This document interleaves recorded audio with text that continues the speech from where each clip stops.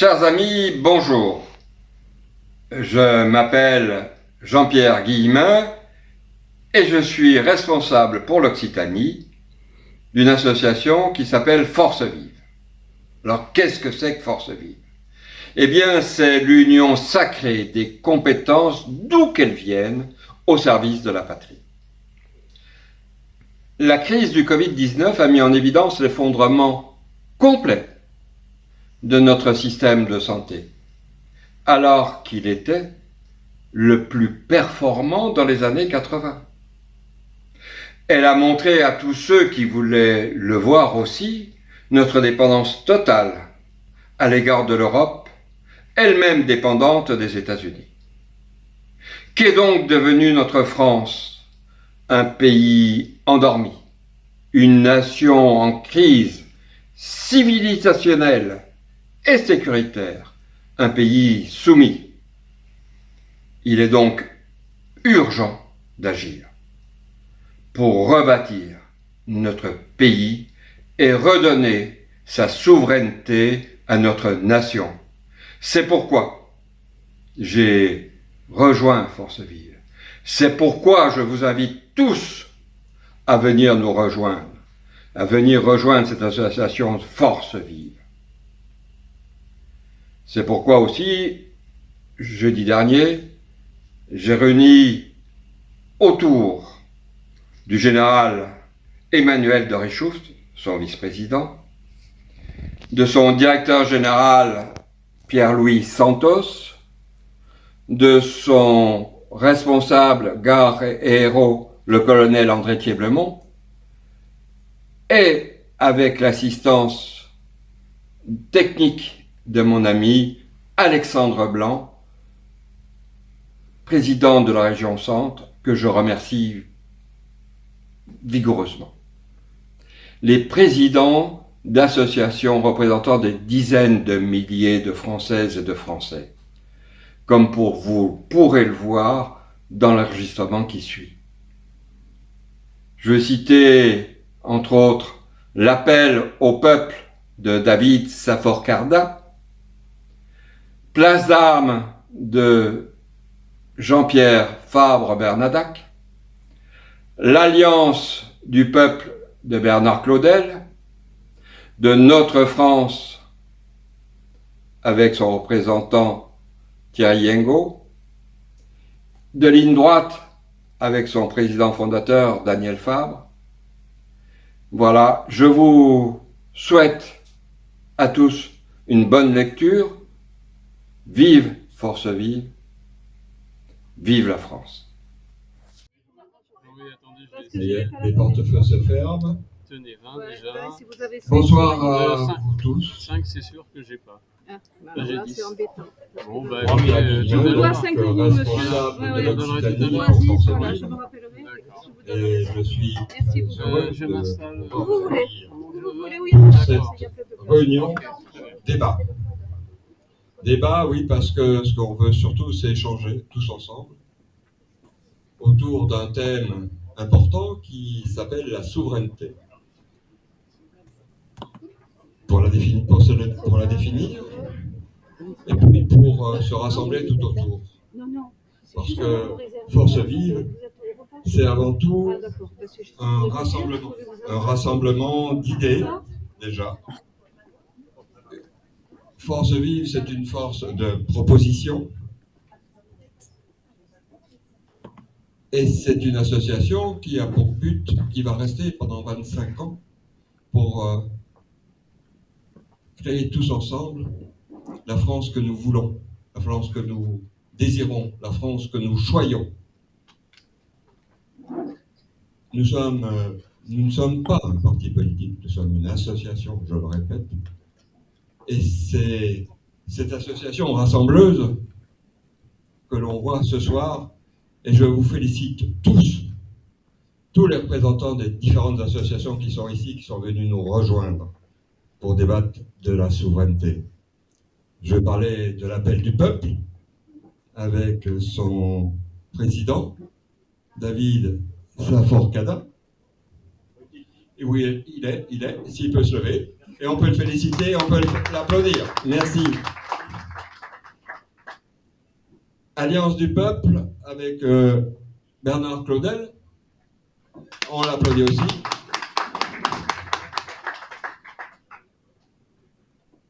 La droite avec Charles Millon, Pierre Magneron, qui sera en visioconférence, je pense, si ça marche. Notre France, Monsieur Thierry Hengo.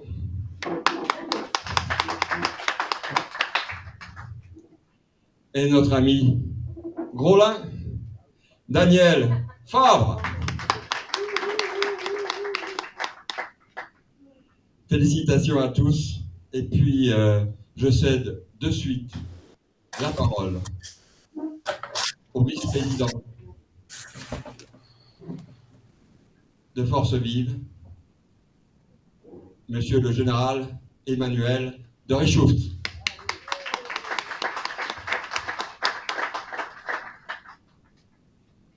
Chers amis, bonsoir. Pour ceux qui ne me connaîtraient pas encore, je suis donc le général de Richouft. Pour faire simple, attendez, il y a un... Venez, n'ayez pas peur. Oui. Passez à la caisse d'abord. Passez à la caisse. Monsieur Victoria. Passez à la caisse tout de suite. Oui, pour ceux qui ne me connaîtraient pas encore, je suis le général de Richouft. Pour faire simple, 36 ans de vie militaire, 10 ans d'entreprise. Et une particularité, j'ai servi aussi dans les banlieues pendant 15 années, ce qui m'a valu le surnom. Donc je reprends, j'ai été sollicité il y a 1 an maintenant par un chef d'entreprise, notre président de Force Vive, qui m'a dit « Emmanuel, j'ai besoin de toi, nous avons besoin de toi, pour une association qu'on est en train de mettre sur pied, Force Vive, dont l'objectif est bien de réfléchir, de proposer des échéanciers, proposer un programme, proposer des orientations. À qui? Eh bien, à ceux qui veulent nous entendre, c'est-à-dire aux Français comme vous et moi, qui avons le cœur, qui avons la France chevillée au cœur, et qui souhaiterions que cette France soit autre chose que ce que l'on voit aujourd'hui peut-être, et véritablement que l'on réfléchisse comment faire avancer cette France pour sortir du marasme que nous lui connaissons. Et donc, avec un certain nombre de camarades, nous nous sommes mis au travail, d'abord en recrutant, pour essayer d'avoir autour de nous des compétences, des gens qui ont envie de faire, qui ont envie de travailler, qui ont envie de réfléchir, qui ont envie de travailler ensemble. Et c'est ainsi que Force Vive aujourd'hui peut s'enorgueillir d'être à peu près avec 200 personnes autour de lui, autour d'elle, qui, aussi bien en province qu'à Paris, eh bien, travaillent d'arrache-pied pour essayer de proposer un certain nombre de projets. Au cours de cette année, nous avons bien sûr, l'idée c'était d'agglomérer autour de nous un certain nombre d'associations, de structures, de partenaires, sans les absorber, ce n'était pas le but, mais véritablement de les amener avec nous, parce que l'union faisant la force, il était important que nous puissions là aussi parler, non pas d'une même voix, mais parler, faire entendre les clameurs du peuple vers le haut, de manière à faire réfléchir nos dirigeants sur ce qu'on peut faire ensemble.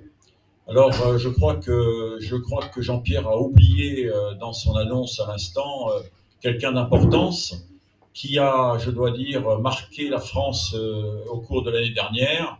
C'est Place d'Armes, avec Jean-Pierre Bernadac, Fabre Bernadac qui est là. Et c'est grâce à lui, j'allais dire, grâce à lui que je suis allé sur le devant de la scène, et ce qui a permis à tout ce petit monde que nous sommes ici d'être entendu, non pas écouté, mais entendu par le gouvernement au cours de ces derniers mois. L'idée que nous avons, c'est bien évidemment de regrouper autour de nous des compétences, je l'ai dit, mais autour de, comment dirais-je, d'une volonté, surtout d'une croyance, c'est-à-dire finalement, qu'est-ce que nous souhaitons faire. Je suis obligé de prendre mes lunettes, n'étant plus très jeune, pour voir clairement.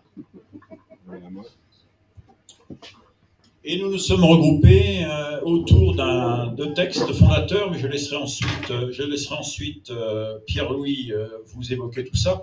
Je voulais simplement vous dire, quelle France voulons-nous? Quelle France voulons-nous? C'est-à-dire qu'il était important que nous puissions, autour d'un texte simple, autour d'un texte éclairant, pouvoir nous regrouper. Je vais vous lire en quelques minutes, en quelques instants, ce que nous souhaitons. Nous voulons un peuple de citoyens solidaires, partie prenante de la vie économique et politique de leur patrie, responsables de leur destin. Il faut pour cela une France prospère, par sa population active, par ses sources d'énergie durable, son agriculture, son industrie et sa recherche, toutes conditions de son existence et aussi de sa capacité d'accueil et d'assimilation. Une France s'adaptant à la raréfaction des ressources, au changement climatique, capable de proposer des solutions aux défis qui se posent au monde, de combattre un mondialisme qui tendrait à servir en premier lieu les intérêts particuliers. Une France éducatrice, juste, assimilatrice, fière de sa culture et de son passé, confiante dans son avenir. L'État-nation est la cellule de base de l'organisation mondiale. Nous voulons que la France perdure en tant que nation autonome et rayonnante, une France forte, unie, souveraine, pour ne pas être vassale. C'est la base de notre, j'allais dire, ce sont les fondements, les fondamentaux de Force Vive. Et je crois que si vous êtes ici ce soir, autour de nous et avec nous, c'est justement pour essayer de communier ensemble sur cet avenir que nous espérons rayonnant. Merci beaucoup.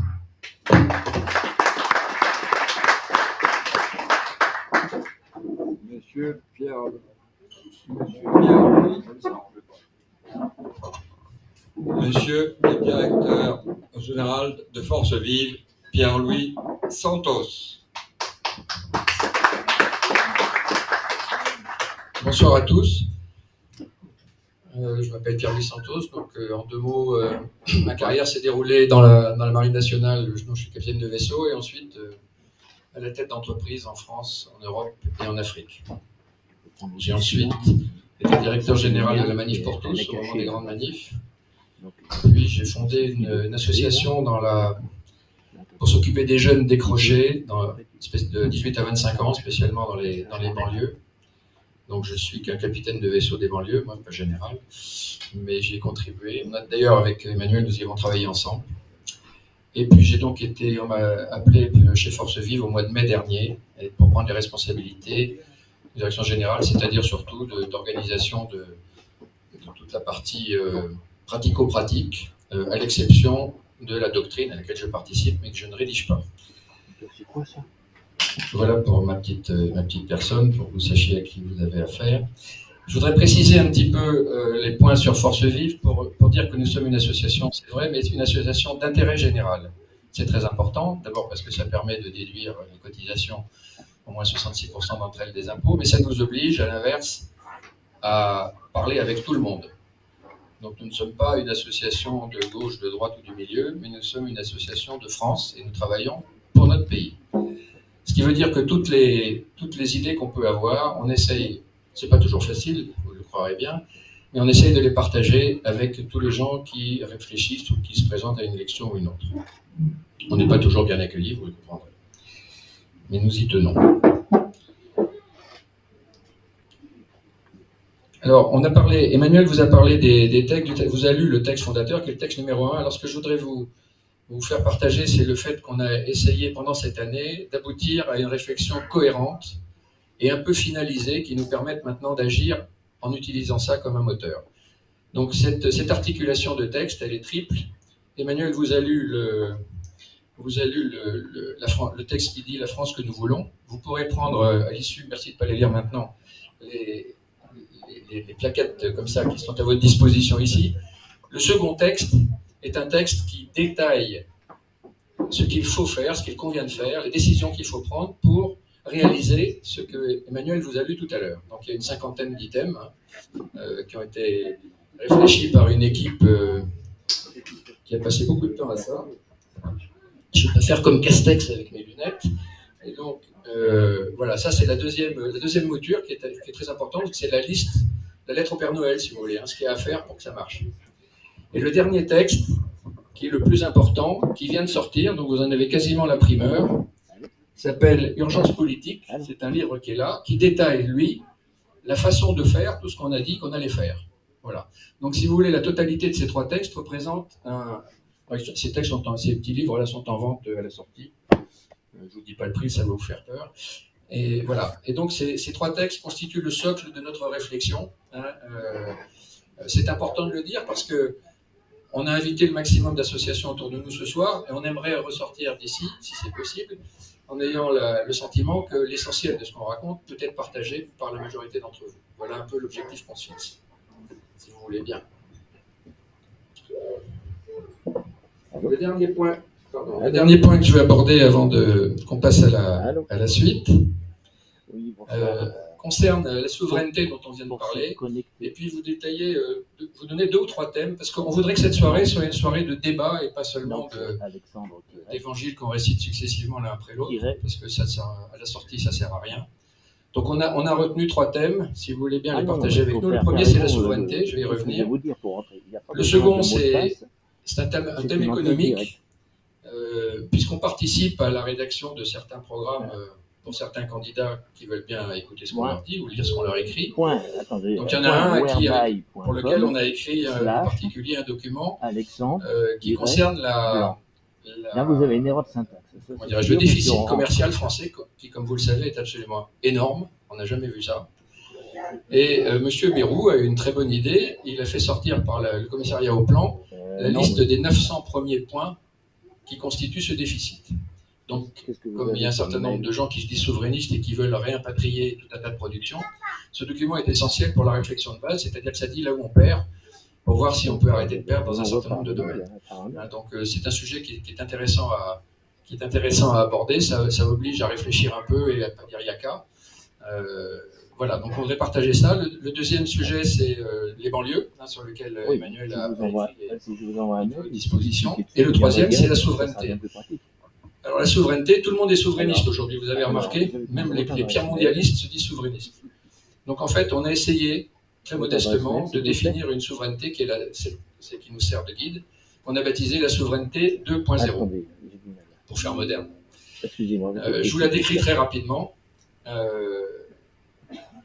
ne peut pas être souverain dans tout. Si quelqu'un vous dit qu'il veut être souverain, qu'il veut que la France soit souveraine dans la construction automobile, vous pouvez dire tout de suite que c'est un menteur. Donc il faut avoir des objectifs qui soient raisonnables, qui soient atteignables. Sinon on n'est pas crédible. C'est ce que nous font tous nos politiques depuis toujours. Ils nous mentent tout le temps et ils ne font jamais rien. Donc on essaye d'être concret. Donc on a défini 3 niveaux de souveraineté. Un niveau dans lequel on n'accepte pas de partager. Aujourd'hui, il n'y a qu'un exemple comme ça, c'est l'arme nucléaire. Il n'y en a pas d'autre. Un deuxième niveau sur lequel on accepte de partager, l'exemple c'est l'Airbus, il y en a plein d'autres. Et le troisième qui est libre parce qu'on ne le considère pas comme essentiel et nécessitant une souveraineté absolue. Donc on a commencé à réfléchir aux sujets qui sont dans les cases en question. Je vous en cite quelques-uns, et puis je m'arrêterai là-dessus.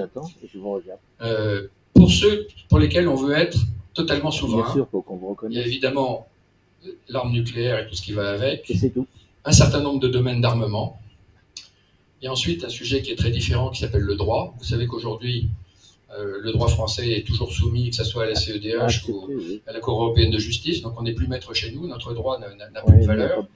Donc voilà un point sur lequel il faut absolument c'est notre idée, qu'on recouvre notre souveraineté, qu'on puisse décider ce qui est bon ou mauvais pour la France, sans demander aux Ouzbeks s'ils sont d'accord. Le troisième point, c'est le numérique. Alors dans le numérique, quand on vous dit qu'on peut être souverain dans le numérique, c'est pas vrai. Il faut donc choisir à l'intérieur du numérique les domaines dans lesquels on veut être souverain et mettre le paquet là-dessus. Le quatrième point, c'est évidemment l'industrie, mais pas toute l'industrie, certaines parties de l'industrie. Merci. Je vais m'arrêter là. Il y en a d'autres, et je souhaite que le débat qu'on va mener ensemble nous amène à avoir vos idées sur la question et qu'on puisse en débattre. Voilà, donc je vous propose qu'on commence par les banlieues, comme ça Emmanuel va reprendre la main, et donc il va vous dire rapidement quelle est sa thèse sur le sujet, et puis ensuite on se donnera 5 à 10 minutes de débat, et on fera la même chose sur les 4 sujets que j'ai cités. Ça vous convient? Oui, non? Oui. Oh là là, oui, non? Encore un peu mieux? Oui, non? Ah, voilà, je vous le passe. Oui, alors on a pensé ce soir qu'il était intéressant, puisque vous êtes là tous représentants de familles, j'allais dire, politiques au sens noble du terme, que nous puissions échanger. Tout ce qui va être dit ici ce soir sera enregistré de manière à ce que nous puissions faire un compte-rendu qui nous sera apporté. Alors, les banlieues, c'est un vaste sujet, comme aurait dit un général qu'on connaît bien, vaste problème. Donc, je me suis attaché à réfléchir longuement sur ce sujet, ayant travaillé pendant une quinzaine d'années avec des gens des banlieues, pour des gens des banlieues. Et je suis parvenu à la réflexion suivante. C'est que rien n'est fait pour l'instant pour réussir en banlieue.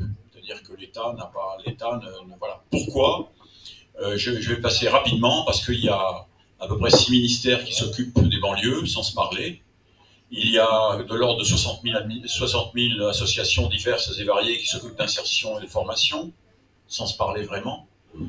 Et puis, il n'y a pas vraiment d'intérêt politique, parce que c'est un problème, c'est sérieux, c'est difficile, c'est compliqué, et qu'il faut mieux finalement mettre le couvercle sur la cocotte et ne jamais le soulever, quoi, et appuyer bien fort.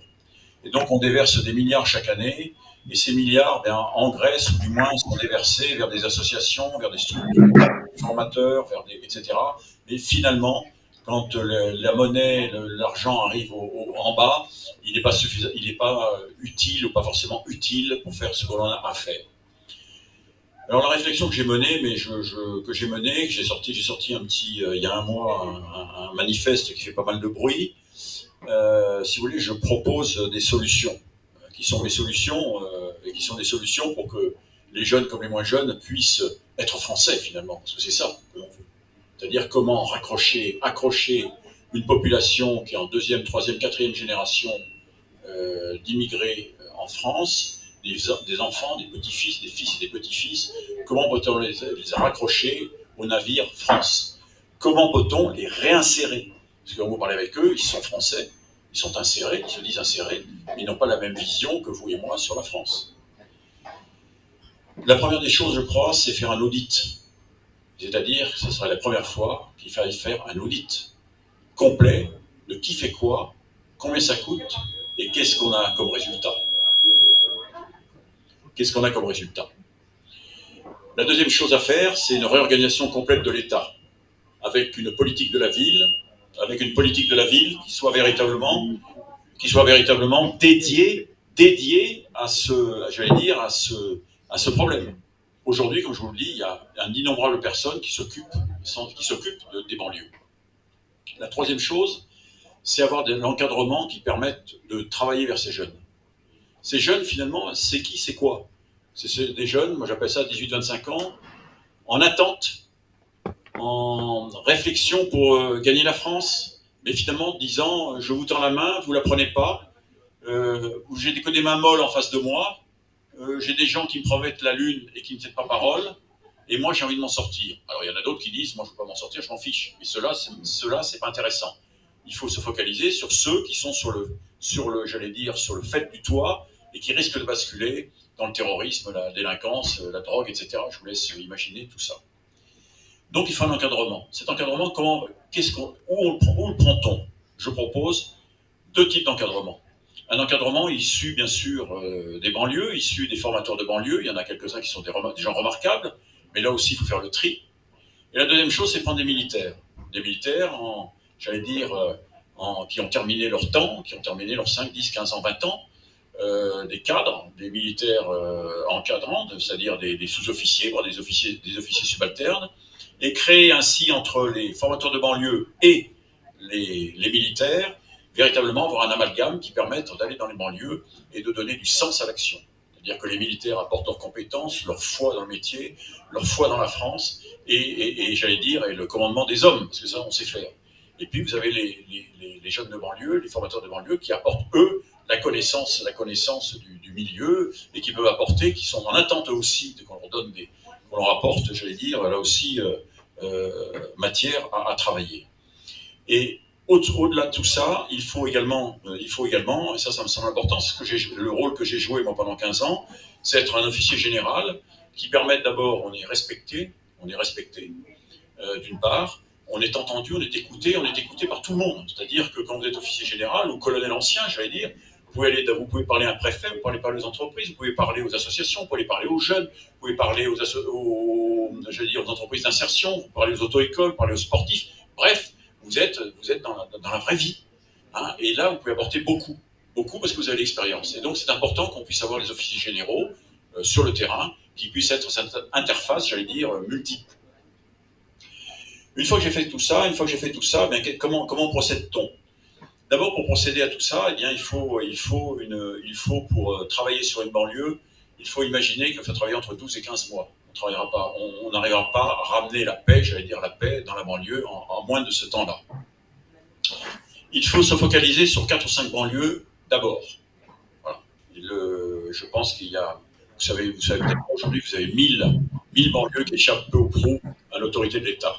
1000 banlieues, c'est grosso modo 10%, il y a 10% de la population française qui est, j'allais dire, comment dirais-je, qui est dans ces banlieues, qui souffre, j'allais dire, qui souffre de cet état, qui est cloîtré le soir, parce que le soir, à partir de 18h jusqu'à 8h le matin, eh bien, il n'y a plus de force de police, donc c'est la ville, la banlieue est laissée, j'allais dire, à l'abandon et laissée aux bandes, donc c'est quelque chose. Donc, il faut restaurer l'autorité. Pour restaurer l'autorité, il faut véritablement travailler sur une durée longue.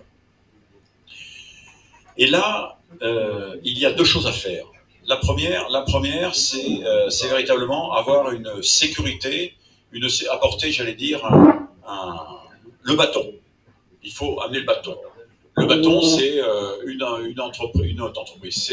Ce sont des douaniers, des flics, des juges, etc. Tout ce que vous pouvez mettre, l'URSSAF, pour véritablement faire un bilan exhaustif sécuritaire sur des bâtiments complets. Et puis à côté de ça, parallèlement à ça, il faut véritablement le volet social. C'est-à-dire que vous ne pouvez pas aujourd'hui dire je vais fracasser les fauteurs de troupes, fracasser les bandes, etc. Si à côté de ça, vous n'apportez pas le volet social, mais un volet social rénové, un volet social national, quelque chose de fort. Et ça, c'est extrêmement important. C'est-à-dire qu'il faut donner l'espoir. Il faut redonner l'espoir, il faut donner un but dans la vie, il faut donner de l'enthousiasme, il faut forger les esprits à faire véritablement, à se donner à fond pour gagner la France. Alors là où ça fait de grands bruits, c'est que je dis, aujourd'hui, la police n'est pas la bienvenue dans les banlieues. La police, c'est le chat noir. La police, ce sont les hommes et les femmes que l'on fracasse le soir quand ils arrivent, à qui l'on tire à boulet rouge. Voilà, donc ils sont, pour un non d'ailleurs, ils sont pour rien, mais c'est comme ça. Donc là, j'y mets les armées, c'est-à-dire que j'y mets les armées pendant quelques temps. Je prends une compagnie, et comme je l'ai fait moi, dans le cadre de manœuvres, où j'allais dans les villes, et je peux vous dire que là aussi, c'est porteur. Hein. Alors, on change de braquet, et l'État montre là l'intention qu'il a de véritablement reprendre en main ces banlieues et redonner de l'espoir. Voilà un petit peu le souci que j'ai. Après, bien évidemment, tout ceci débouche sur une aventure, l'aventure sociale. L'aventure, j'allais dire, au-delà du social, c'est véritablement redonner sens à la vie, amener les jeunes vers un cursus complet et bien sûr administratif, économique, etc. Et ça, c'est quelque chose qu'on sait faire, qu'on sait parfaitement faire et qui peut être fait. Donc, ce que je vous demande là maintenant, c'est de pouvoir répondre, proposer dans cette optique-là. Qu'est-ce que nous pouvons faire? Qu'est-ce que vous proposez? Merci beaucoup.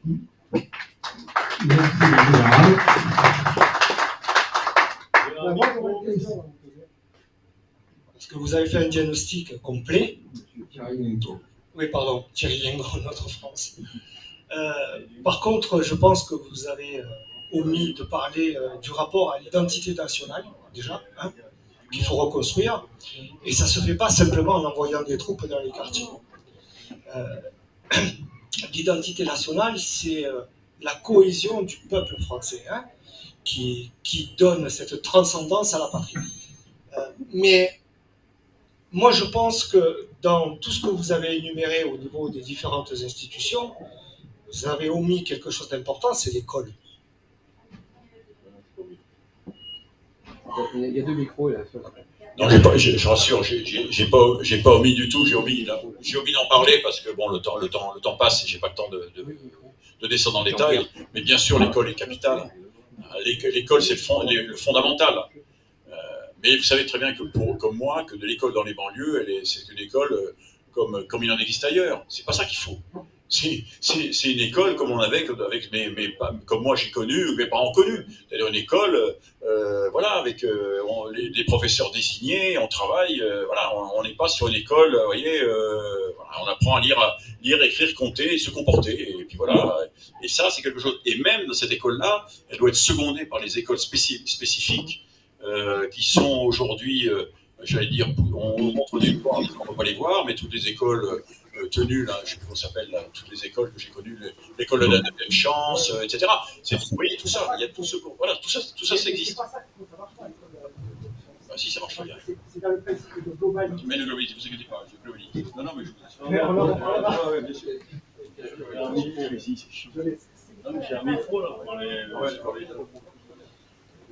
Programme scolaire. Non, non, mais c'est sûr ça.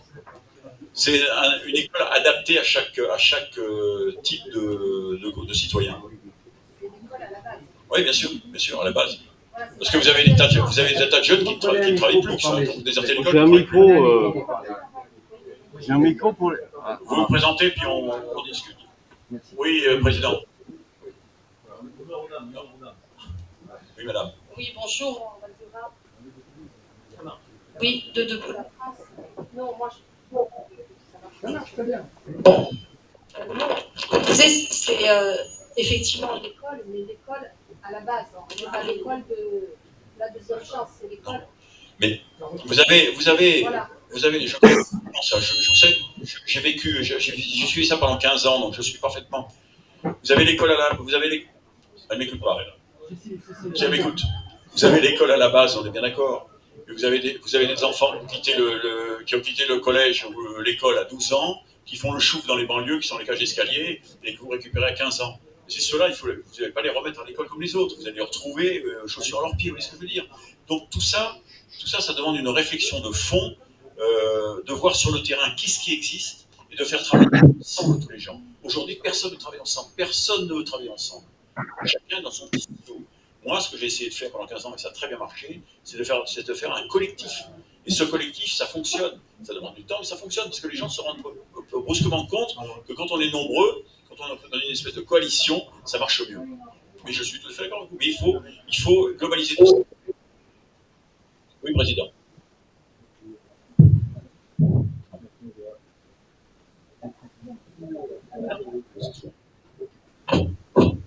Mieux. Ouais, c'est mieux. Non? Parlez sans micro, je l'entends. Ouais, c'est grave. Merci de votre invitation, merci à la porte-parole. J'ai vu avec beaucoup de ouvrage sur lequel je suis à 99% d'accord. Il y a juste un point qui Thomas, je connais pas rien. le bon mouvement. Dans un premier temps, je voudrais dire que le sujet des banlieues, je le connais un peu. Lorsque l'armée française a gentiment demandé de quitter l'institution et de retourner à la vie civile, l'ancien caporal des troupes de marine que je suis s'est retrouvé à habiter pendant 10 ans dans un quartier sécurité prioritaire dans la banlieue toulousaine. Donc j'ai vécu pendant 10 ans, je sais ce que c'est que de vivre dans une cité et je sais ce que c'est que de fréquenter certaines populations qui habitent. Et là où je vous rejoins, c'est que sur ces populations qui habitent ces quartiers, on va dire que vous avez 5% de tuteurs de troubles et vous avez 95% de gens qui soit ont peur de ces gens-là, soit mais qui n'osent pas parler, qui n'osent pas se montrer. Ces 5%, à partir du moment où il y a du répondant en face, déjà ça permet de suivre les choses. Je veux dire que le petit caporal des troupes de marine, quand il descendait ses poubelles le soir et qu'il prenait des sur le bout, on savait leur parler et tout de suite après, je peux vous dire, vous étiez plus embêtés. Ça, c'est la première chose. Mais ensuite, là où je vous rejoins, déjà, c'est sur le constat que vous faites et sur les opérations à mener. Effectivement, il est au tableau. Le premier tableau, c'est celui, si je devais reprendre des propos de Napoléon III, c'est il est temps que les gentils se rassurent et que les méchants tremblent. Donc voilà, ça c'est le premier tableau. J'ai un micro. C'est le premier tableau et sur lequel il faudrait, alors moi ce que j'appelle, c'est remettre en place une forme de force d'action rapide, c'est-à-dire comme vous l'avez dit, des douaniers, des policiers, des impôts, etc., qui sont capables de taper fort sur des gens qu'on connaît, tout le monde les connaît, on ne se passe attaquer. Et le deuxième sujet, c'est celui que vous avez abordé, c'est celui de qu'est-ce qu'on fait après. Et c'est là où je suis, je diverge un peu avec vous. Moi, je n'enverrai pas l'armée. Parce que j'estime qu'à l'heure actuelle, nos militaires, malheureusement, ont très peu de temps pour se préparer pour les OPEX, etc. Et que donc, il faut leur laisser du temps. Et que par contre, ce serait très bien pour la gendarmerie. Parce que la gendarmerie, ce sont quand même des militaires. Ils sont vus différemment des policiers. Le respect envers les gendarmes est différent. La cité dans laquelle j'habitais était dans une zone gendarmerie.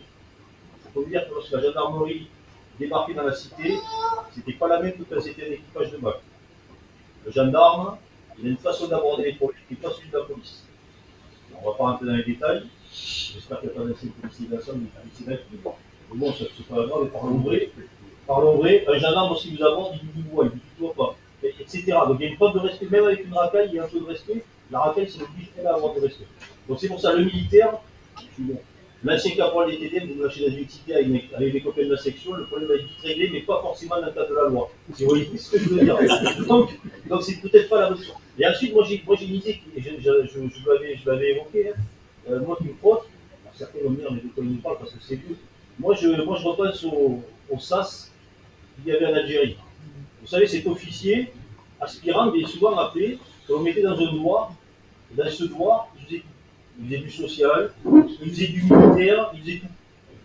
Pourquoi est-ce qu'on ne serait pas capable, justement, les anciens militaires, dans les quartiers difficiles, on ne va pas recréer des SAS, parce que déjà, mon Dieu, on est en 2022, je me rappelle que c'est bientôt l'anniversaire des accords des jeunes, on risque d'être embêtés. Mais pourquoi, justement, ces anciens militaires, officiers, sous-officiers, et militaires du rang, ne disons pas nos caporaux-chefs et caporaux qui savent que c'est aussi d'encadrer les jeunes, créer des espèces de SAS sur ces 2-3 militaires, avec l'encadrement dont vous avez parlé des jeunes de cité, et ensuite l'éducation, etc., qui seraient capables de, pas à demeure, mais sur un laps de temps, 6 mois, 1 an, 2 ans, de recréer tout ce qui suit. J'entendais parler d'éducation, d'instruction, pardon, l'éducation c'est les parents, d'instruction, et cette instruction, ce serait, le 8 mai, on les amène, on les encadrer pour les amener à une cérémonie, on va les amener à une sortie patriotique, on va les amener à toutes ces choses-là, leur rappeler.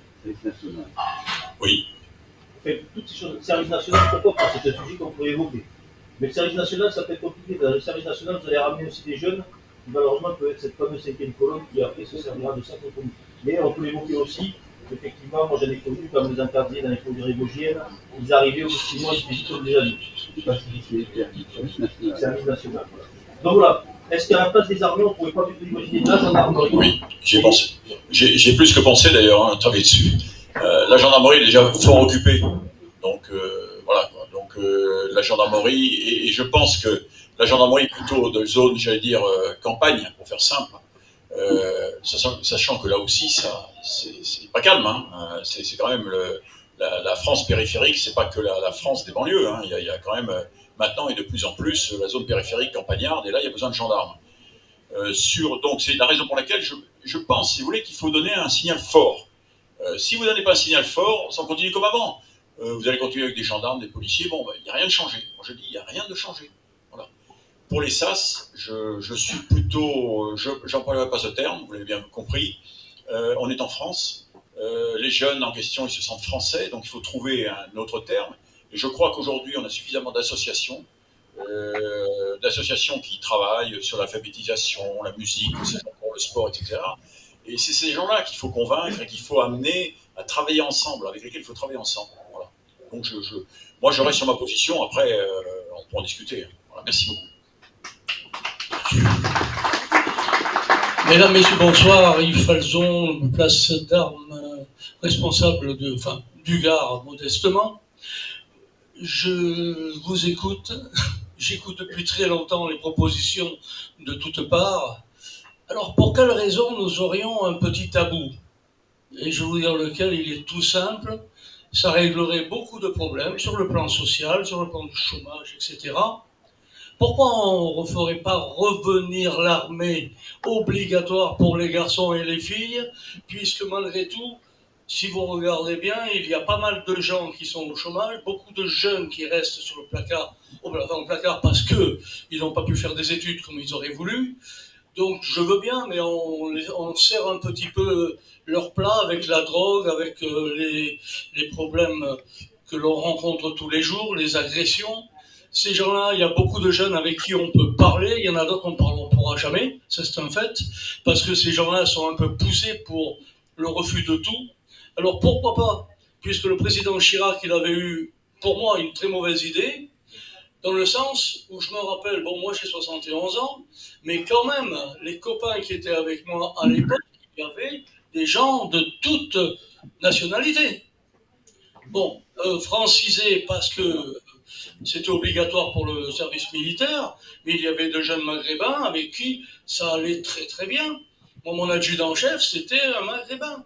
Et à la limite, quand il nous disait garde à vous, ben, plutôt garde à vous. Mais ça n'en avait pas envie, parce que dans la tête de certains, il fallait pas que ces gens-là puissent monter. On l'a bien vu, pas moi. Sur l'Algérie, on a vu un petit peu ces gens, notamment les harkis, on les a mis au reflux. Bon, mais j'en parlerai pas parce que c'est un sujet très, très, très précis, très, très embêtant. Mais ça nous rappellerait pas mal de choses, et ça nous remettrait beaucoup de pendules à l'heure si on pouvait vraiment en discuter un jour. Alors pour ça, moi je suis pour refaire venir l'armée, c'est tout simple. 1 an d'armée, garçons et filles. Et s'il y a des personnes qui sont au chômage, désolé, mais sur le plan social, ça serait pas mal. Ça pourrait les aider. Ça leur permettrait un tremplin pour faire des études. Voilà, je vous en excuse, je suis peut-être un peu long. Et je vous remercie. Mesdames, messieurs, bonsoir. Merci, monsieur Falcon. Je réponds. Je le réponds. Alors, on ne reviendra pas sur le service national. On ne reviendra pas sur le service national. On a vendu toutes les casernes, il n'y a plus d'encadrement, il faudrait 25 ans pour y revenir.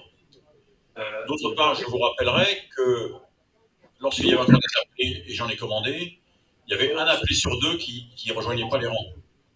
C'est-à-dire qu'il y avait un appelé sur 2, et généralement c'était le haut de gamme, qui était pistonné, fils à papa, et il y avait tout un bureau au ministère de la Défense qui exemptait ces gens-là pour aller dans les armées. Donc on avait des gens des banlieues, et dans les gens des banlieues que l'on avait, il n'y avait pas les doubles nationaux. Et à l'époque, il n'y avait pas les filles. Voilà. Aujourd'hui, une classe d'âge, c'est 800 000, et vous n'aurez jamais la possibilité, la capacité de remettre, de refaire un service national. Donc c'est la raison pour laquelle il faut chercher autre chose. Voilà. Est-ce qu'on peut poser des questions quand on est en liaison? La Constitution, une armée qui ne peut pas imaginer d'être engagée militairement n'a aucun sens.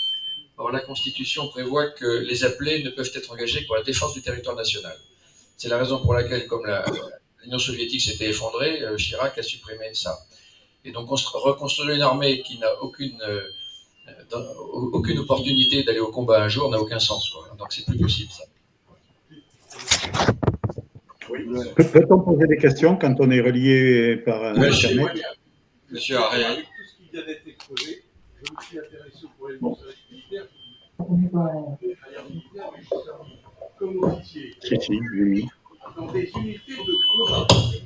On a retiré de ces unités de combat 2 ans pour former des élèves officiers de réserve, des appelés, dont certains ont terminé commandant, lieutenant-colonel, colonel de réserve. Mes appelés étaient pilote de char AMX-10, pilote de char AMX-30, tireur Milan. J'ai tiré des missiles Milan pendant 10 ans de ma carrière. 0 raté, 100% de coups au but avec des appelés.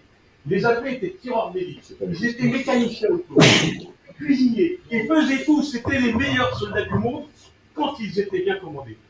Le général de Richouf a raison, il y avait une injustice flagrante, c'est que les fils à papa, certains étaient ficelés à leur service militaire. Et on recevait souvent de la part de députés, c'est une honte, c'était une honte, des recommandations pour que les gens soient réformés à l'avance.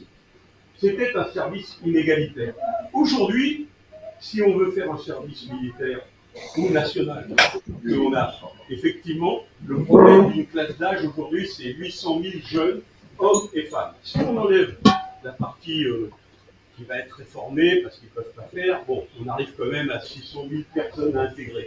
Donc je suis d'accord, il faut un service national, c'est-à-dire proposer des fonctions de service social, de service dans les pompiers ou dans la police. La police a Et aussi, ils ont besoin d'auxiliaires. À l'époque du service militaire, il y avait des auxiliaires de police. Donc, voilà. Et puis, proposer à ceux qui aiment le sport, ceux qui aiment la discipline, ceux qui aiment un peu plus leur pays, d'aller rejoindre les troupes et les unités de combat, parce que les appelés, à l'époque où c'était beaucoup plus compliqué de tirer au missile, beaucoup plus compliqué de piloter un char qu'aujourd'hui, c'était plus compliqué d'autant. Eh bien, en un an, on arrivait à faire des vrais soldats. Je l'ai fait en Allemagne et j'avais en face de moi les Britanniques, très bons soldats, les Allemands, à l'époque, les Américains qui sortaient du Vietnam, très mauvais face à nous appeler avec des professionnels. Donc je voudrais juste vous apporter ce témoignage. Je pense que le retour à un service national, s'il faut 25 ans en général, bah pourquoi pas se poser le problème, mais ça serait vraiment une solution pour récupérer et surtout assimiler ces jeunes qui aiment le sport, qui aiment être en équipe. Et puis quand on fait 7 km de cross tous les matins, on ne fume plus. Bravo, merci. Merci à vous.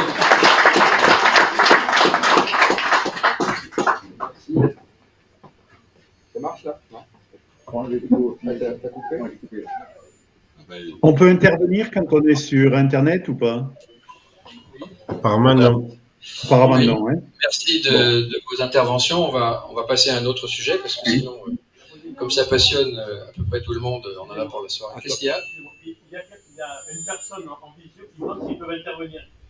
Il y a une personne en visio. Voilà. Il pourrait intervenir peut-être tout à l'heure, mais. Oui, sur quel sujet? Monsieur Pouig, attendez, il faudrait au moins lui répondre qu'il peut intervenir tout à l'heure. Enfin, voilà. C'est le monsieur qui est au milieu là? Voilà. Oui. C'était juste une question. C'était juste une question. C'est sur le sujet précédent? Oui. Oui, allez-y. Allez-y. Oui, je trouve qu'on a passé quelque chose sous silence, c'est-à-dire que ce sont les mineurs qui traînent dans les banlieues pour plusieurs raisons, parce que les mères sont souvent seules, à tort ou à raison, vraies ou fausses, mais c'est souvent dans des grandes solitudes, et ces gamins sont laissés à eux-mêmes. Est-ce qu'il ne faudrait pas rétablir des centres pour les rééduquer, avec une formation à la fois d'anciens militaires, pour leur apprendre les valeurs de la France, et une formation mathématiques, histoire, géographie, français, etc., l'éducation de base, pour justement les remettre au bout de 2 actes de délinquance, qu'on ait des jeunes qui soient remis dans le droit chemin, puisque les familles et les lieux ne sont pas capables. Voilà, merci. Oui, vous avez raison, et si vous avez l'occasion de lire mon ouvrage, vous aurez toutes les réponses, ou à peu près toutes les réponses, puisque c'est véritablement un cursus complet que je souhaite, sachant qu'on démarre sur 12 mois, 15 mois, bien évidemment, mais après, normalement, si le cursus est bien fait, eh bien les jeunes comme les moins jeunes ont un avenir pour le pays et dans le pays. Voilà. Voilà, c'est bien. Merci. Très bien. Merci, monsieur. Merci, monsieur. Donc, pas sur ce sujet-là, on arrête là. Non, oui. sur le sujet que vous avez soulevé tout à l'heure, sur les décrets de souveraineté, les échecs de souveraineté. J'y arrive bien. Ah, d'accord. J'essaye. Voilà, donc on va s'arrêter sur ce sujet. Je pense que l'essentiel des idées, de toute façon, comme on vous l'a dit tout à l'heure, tout ça a été enregistré et on fera un compte-rendu que vous recevrez tous. Donc on va changer maintenant, on va parler de souveraineté. Donc je vous ai dit tout à l'heure comment force vive voyait la souveraineté. Nous avons parmi nous quelqu'un qui veut intervenir tout de suite sur ce sujet, donc je vais lui laisser la parole. Vous voulez bien venir? Voilà. Je vais le laisser se présenter. Voilà. Oui, bonsoir. Je m'appelle Bernard Claudel. Je suis avec vous. J'étais déjà venu une première fois. Je remercie d'ailleurs le général de Richoux. Je remercie le président de m'avoir réinvité. Je voudrais juste dire, si vous permettez, avant qu'on parle de souveraineté, quand même, juste une petite virgule sur le travail que fait le général de Richoux, que nous avons accueilli sur notre chaîne de télévision qui s'appelle tvadp.fr. Je suis un enfant des cités. J'ai entendu le caporal tout à l'heure qui disait qu'il avait vécu dans une cité.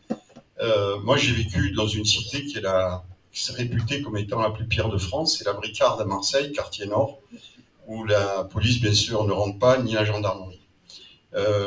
Donc, je connais la vie des cités. Je suis l'aîné d'une famille de 10 enfants. J'ai connu le drame des cités. Le 15 du mois, on n'a plus rien à manger. On va faire les poubelles pour se remplir l'assiette ou avoir 1 kilo de patates à midi quand on est 12 personnes à table. Donc je remercie franchement, profondément, du fond du cœur, l'action qui est menée par ce général, parce que malheureusement, quand on voit les candidats qui prétendent devenir nos représentants, il n'y en a aucun qui parle de cela. Donc je vous remercie. Et je voudrais aussi vous remercier à tous, parce que je suis vraiment surpris. Je ne suis pas là ce soir dans une soirée des cités, je suis avec des gens de bonne aloi, qui avaient a priori tous une bonne situation, et que je pense que Force Vive, moi je suis un des représentants, des coprésidents de l'Alliance du Peuple, et j'estime que toutes les valeurs que vous défendez au sein de Force Vive sont absolument des valeurs magnifiques.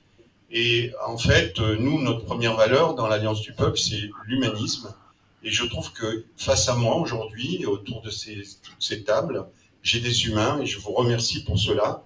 Parce que le fait que vous puissiez vous occuper des enfants des cités, moi, je me pose des questions. C'est absolument miraculeux de voir des gens comme vous pouvoir en parler. Donc, je vous félicite et je vous remercie de le faire. Voilà. Concernant la souveraineté, ben, écoutez, nous, bien sûr, que l'Alliance du Peuple, c'est défendre cette souveraineté parce qu'on en a besoin, parce que notre pays est malmené. Donc, il y a aussi, dans le cadre de cette souveraineté, je sais qu'il y a des gens de Place d'Armes. Moi, j'ai rencontré des gens de Place d'Armes et je sais que ils font un petit peu de politique, certains. Donc, je ne vais pas venir sur ce débat-là parce que moi, dans l'Alliance du Peuple, on a pris la décision de ne parler à aucun politique, puisqu'on est une organisation qui défendons une organisation citoyenne au niveau national. Donc, notre objectif, on est dans 10 régions sur 13 aujourd'hui, c'est de défendre une citoyenneté. On n'est pas obligé aujourd'hui pour défendre notre pays de faire de la politique. Quand on n'a pas sur notre front écrit gauche ou droite. Donc notre objectif aujourd'hui, c'est de développer un mouvement citoyen dans toute la France. On a aussi l'Italie, on a l'Espagne, on a le Portugal, on a la Belgique, on a la Suisse qui nous ont rejoints. En 2 week-ends, on a fait 160 000 adhérents en Italie. Donc on a cette télévision qui va nous aider. Et moi, franchement, mon objectif serait, c'est pour ça que je suis là, si Monsieur le Président était d'accord, ce serait que vous portez très très bien ce que vous faites. Nous, on serait, moi personnellement, étant le créateur de la chaîne de télévision tvadp.fr, on a demandé d'ailleurs au général de revenir. Ce serait, pourquoi pas, de travailler avec vous, parce que les valeurs que vous portez, franchement, sont magnifiques. Il faut le faire savoir, il faut le faire connaître en France. J'ai entendu que vous étiez 200. Non, il ne faut pas être 200, il faut être 20 millions à porter Force Vive. Et donc, si on peut vous aider dans le cadre de l'Alliance du Peuple, eh bien, écoutez, on sera vraiment ravis. Voilà, je vous remercie. Merci beaucoup de ces bons mots. Comme j'ai déjà eu l'occasion de vous le dire lors de nos précédentes rencontres dans le Var, Force Vive est prête à collaborer avec vous. Vous vouliez intervenir, monsieur, là, sur la souveraineté? Oui, mais je ne sais pas si c'est une intervention telle comme on l'avait proposée ou si c'est sous forme de question. C'est comme vous voulez, mais vous faites quoi? Je vais avant donner la parole à Daniel Fabre. Non, je suis le cours de D'accord, non, mais il faut effectivement, avant de poser une question ou avant de répondre, ce serait bien de vous représenter pour que tout le monde vous connaisse mieux. Merci. Voilà, donc je repasse la parole à Monsieur Yengo, donc il va... Monsieur Yengo, délégué régional de France. Donc, je reviens sur ce que vous avez dit en mon temps. Je vais le faire. On recommence.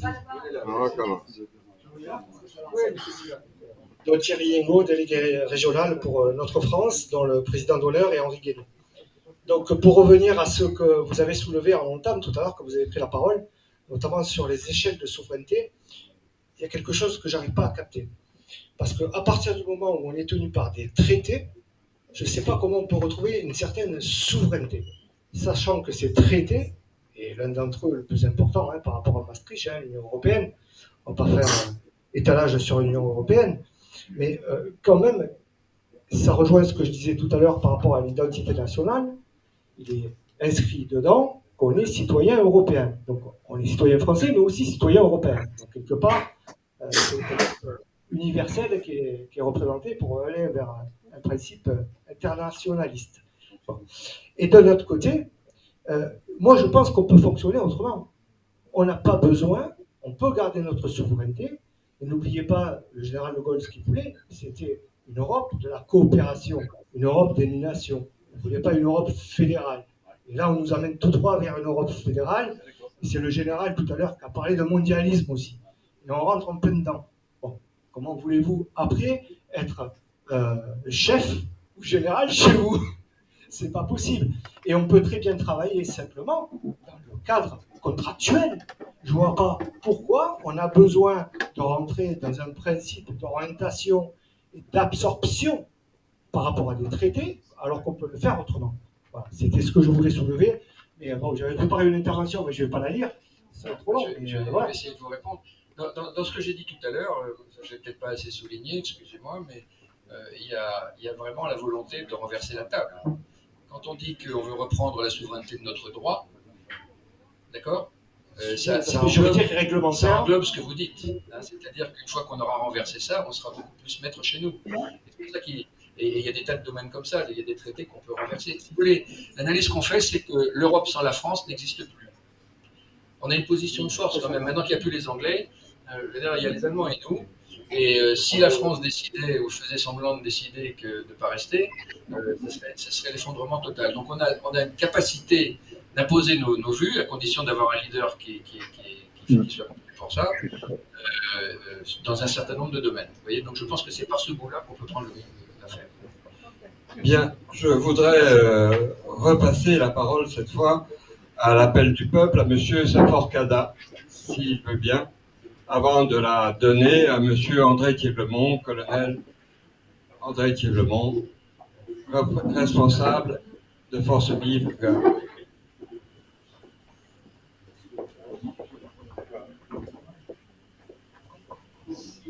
Merci beaucoup. Petite rectification, c'est l'appel au peuple, pas l'appel du peuple. Oh, non, c'est pareil, ne vous inquiétez pas. C'est juste on va pas chipoter. J'oublie. On va pas chipoter là-dessus. Voilà. Donc, parler souveraineté, c'est quelque chose d'important, d'autant plus que l'actualité d'aujourd'hui nous rattrape de plein fouet et vient braquer la lumière justement sur la souveraineté. Mais avant de parler souveraineté, parce qu'on va avoir la souveraineté avec un grand S, nous, à l'appel au peuple, nous partons du principe qu'il existe 4 souverainetés, qui sont plus ou moins défendues en fonction des candidats ou des couleurs politiques. Donc, il y a ce qu'on va appeler la souveraineté nationale ou l'indépendance nationale, c'est celle qui va nous préoccuper aujourd'hui avec ce qui se passe notamment en Ukraine, donc la souveraineté nationale.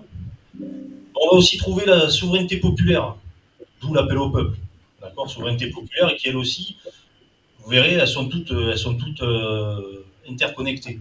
Donc la souveraineté populaire, alors vous l'avez abordé aussi lorsque vous avez dit qu'on aurait, si j'ai bien noté, 3 strates de souveraineté. Hein. C'est la souveraineté exclusive, la souveraineté partagée, puis la souveraineté libre. Alors, souveraineté libre, il faut voir ce qu'on met dedans parce que le reste, le reste, ça fait du pudding, quoi, au bout d'un moment, hein, ou un achète par entier. Donc, il y a des passerelles. Hein, non, je plaisante. À Toulouse, on est très porté sur les mots. Non.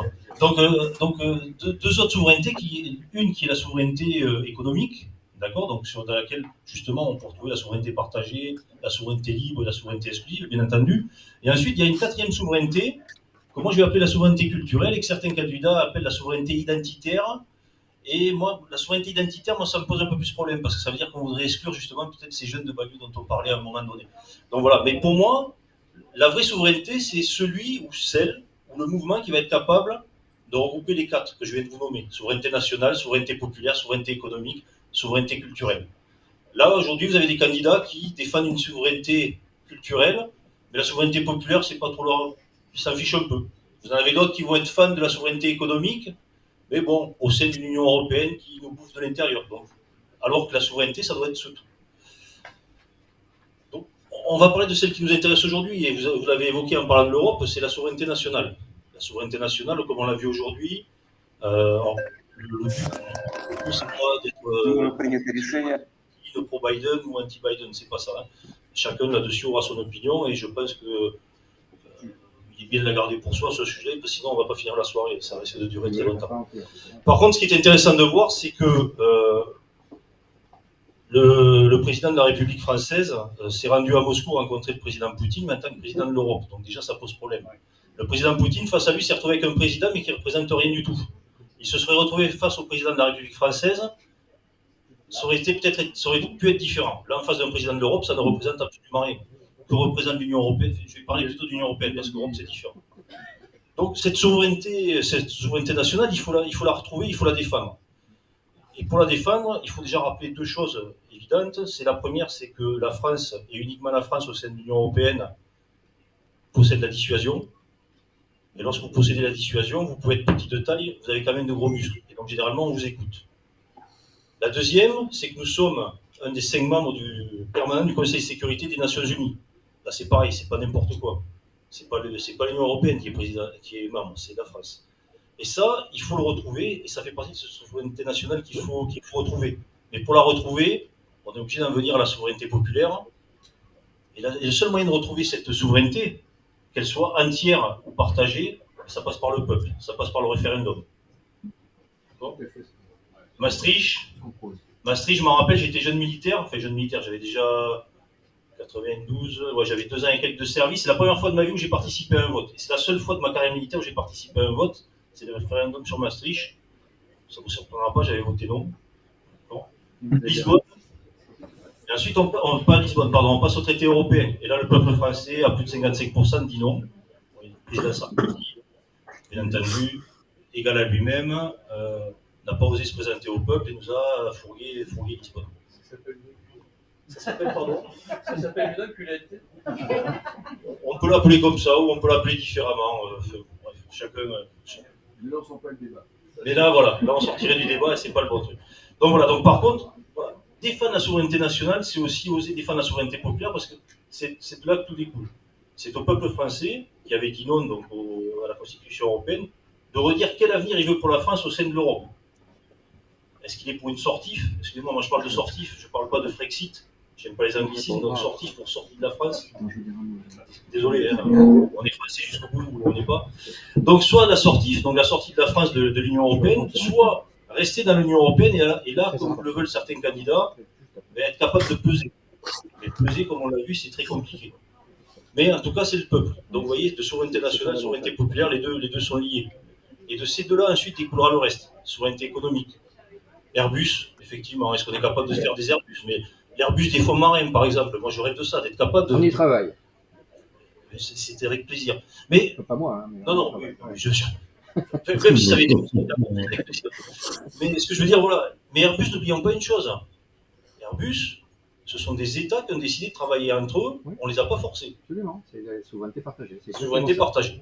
Donc voilà. Contractuel. On ne va pas aller plus loin dans toutes ces explications, mais voilà. Donc, pour moi, la vraie souveraineté, c'est celle qui est capable de rassembler les 4 dont je vous ai parlé. Donc, la nationale, la populaire, l'économique et la culturelle. Vouloir en défendre une sans défendre les autres, ça n'a aucune utilité. Et on le voit encore aujourd'hui, je vous dis, hein, si on n'est pas souverain, on ne pèsera pas sur le conflit ukrainien ou on pèsera nulle part. Très bien, monsieur. Merci à vous. Je vais votre intervention. Je vais juste répondre. Il y a des nouvelles. Non, c'est des anciennes qui passent. Voilà. Donc, je vais juste répondre sur un point que vous avez soulevé, qui est en train de changer. C'est un point stratégiquement très important. C'est pour ça que je reprends la parole. Donc, c'est pas mon tour. Vous avez dit, on nous respecte parce qu'on a l'arme nucléaire et qu'on fait partie du club et patin et machin. Bon, c'était vrai. Mais Vladimir est en train de changer tout ça. Alors, je voudrais faire un point sur un système d'armement qui est en train de se développer à très grande vitesse et qui change complètement la donne. C'est pour ça que je vous en dis un mot. Ça s'appelle les armes hypersoniques. Les Russes sont très en avance sur tout le monde dans ce domaine. Hypersonique, ça veut dire beaucoup plus vite que la vitesse du son. Alors je vous donne quelques chiffres, pas beaucoup. Nos armes nucléaires actuellement, quand elles arrivent sur une cible, celles qui sont tirées par les sous-marins, elles arrivent à Mach 5 à peu près. D'accord, 5 fois la vitesse du son. Les Russes, là, actuellement, viennent de valider des armes, ils les ont a priori pas encore utilisées en Ukraine, qui arrivent sur leur cible avec une trajectoire variable à Mach 27. 27 fois la vitesse du son. Retenez bien ce chiffre. Ça veut dire qu'aujourd'hui, il y a un système en mesure de les arrêter. Alors c'est une rupture complète qui est en train de se faire dans la stratégie. Pourquoi? Parce qu'avant ça, quand on tirait une arme nucléaire, le satellite américain qui surveillait le reste du monde, là, voyait tirer cette arme et n'avait pas de doute sur le fait que c'était une arme nucléaire parce que ce sont les seuls qui partaient dans la stratosphère avant de redescendre, etc. Et donc, ces armes hypersoniques sont des armes qui peuvent être à tête nucléaire ou à tête non nucléaire. Et donc, le jugement, ce jugement qui doit être fait très rapidement et qui décide de l'utilisation ou non de l'arme nucléaire de riposte, perd sa valeur, puisqu'on ne sait pas ce qu'on tire. Donc ça, c'est la première rupture, donc c'est très important. La seconde, c'est que ces armes sont des armes qui peuvent être utilisées sur le champ de bataille, en particulier sur le champ de bataille en mer. C'est un marin qui vous parle. Et donc, les Chinois, vous le savez, actuellement, sont face aux Américains. Les Chinois voulant piquer la mer de Chine, je la fais courte, hein, et les Américains voulaient en empêcher. Sauf qu'avec ces armes hypersoniques, que les Chinois ont presque au même niveau que les Russes, ils ne sont pas à Mach 27, mais ils sont à Mach 20, enfin, ils arrivent, peuvent détruire 4 porte-avions américains sans arriver au seuil de déclenchement de l'arme nucléaire, et donc annihiler d'un seul coup la puissance navale américaine, qui est actuellement la numéro 1 mondiale et qui est la maîtresse des océans. Donc avec ces deux points-là, l'arrivée de ces armes-là, actuellement, si vous lisez les journaux, maintenant que je vous ai dit ça, vous verrez que tous les jours on en parle, hein, c'est très important et ça va changer le dialogue stratégique mondial. Voilà, je m'arrête. Merci de toutes ces précisions, Monsieur le Président de Force Vive. Je laisse la...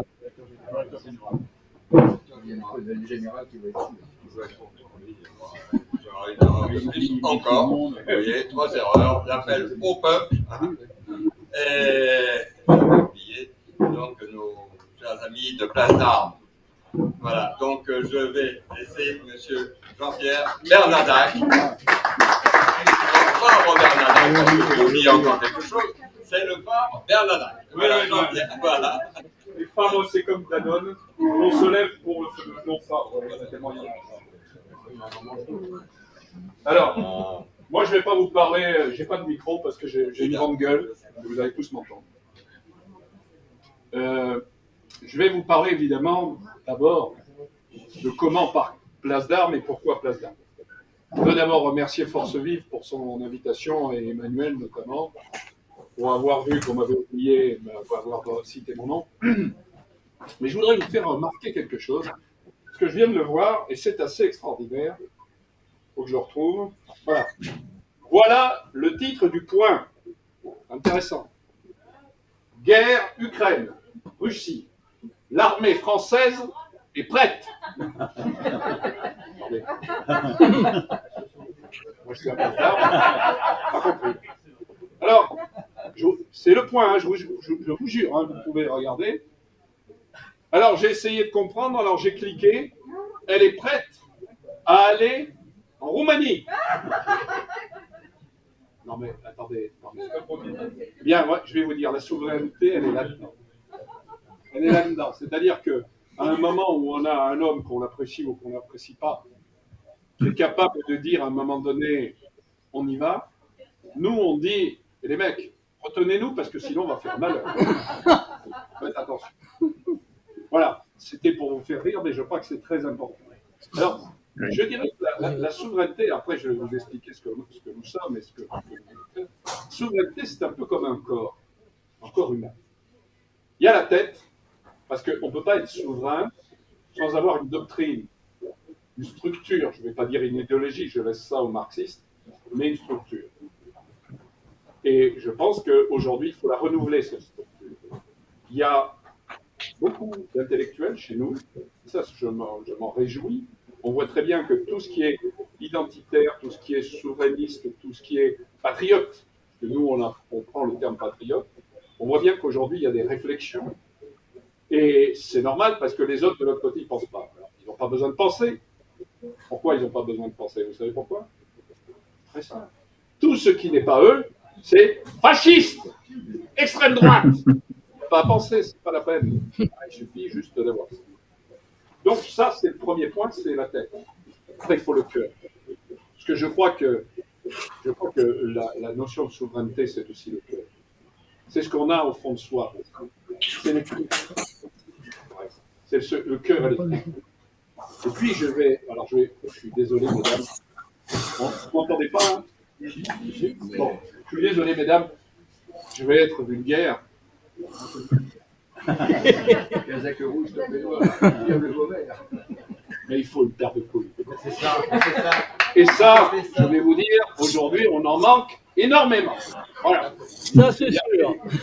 Donc, et même, je dirais, il faut des pieds, parce que de temps en temps, un bon coup de pied dans le derrière, pour certains, ça leur fait du bien, au niveau de la souffrance.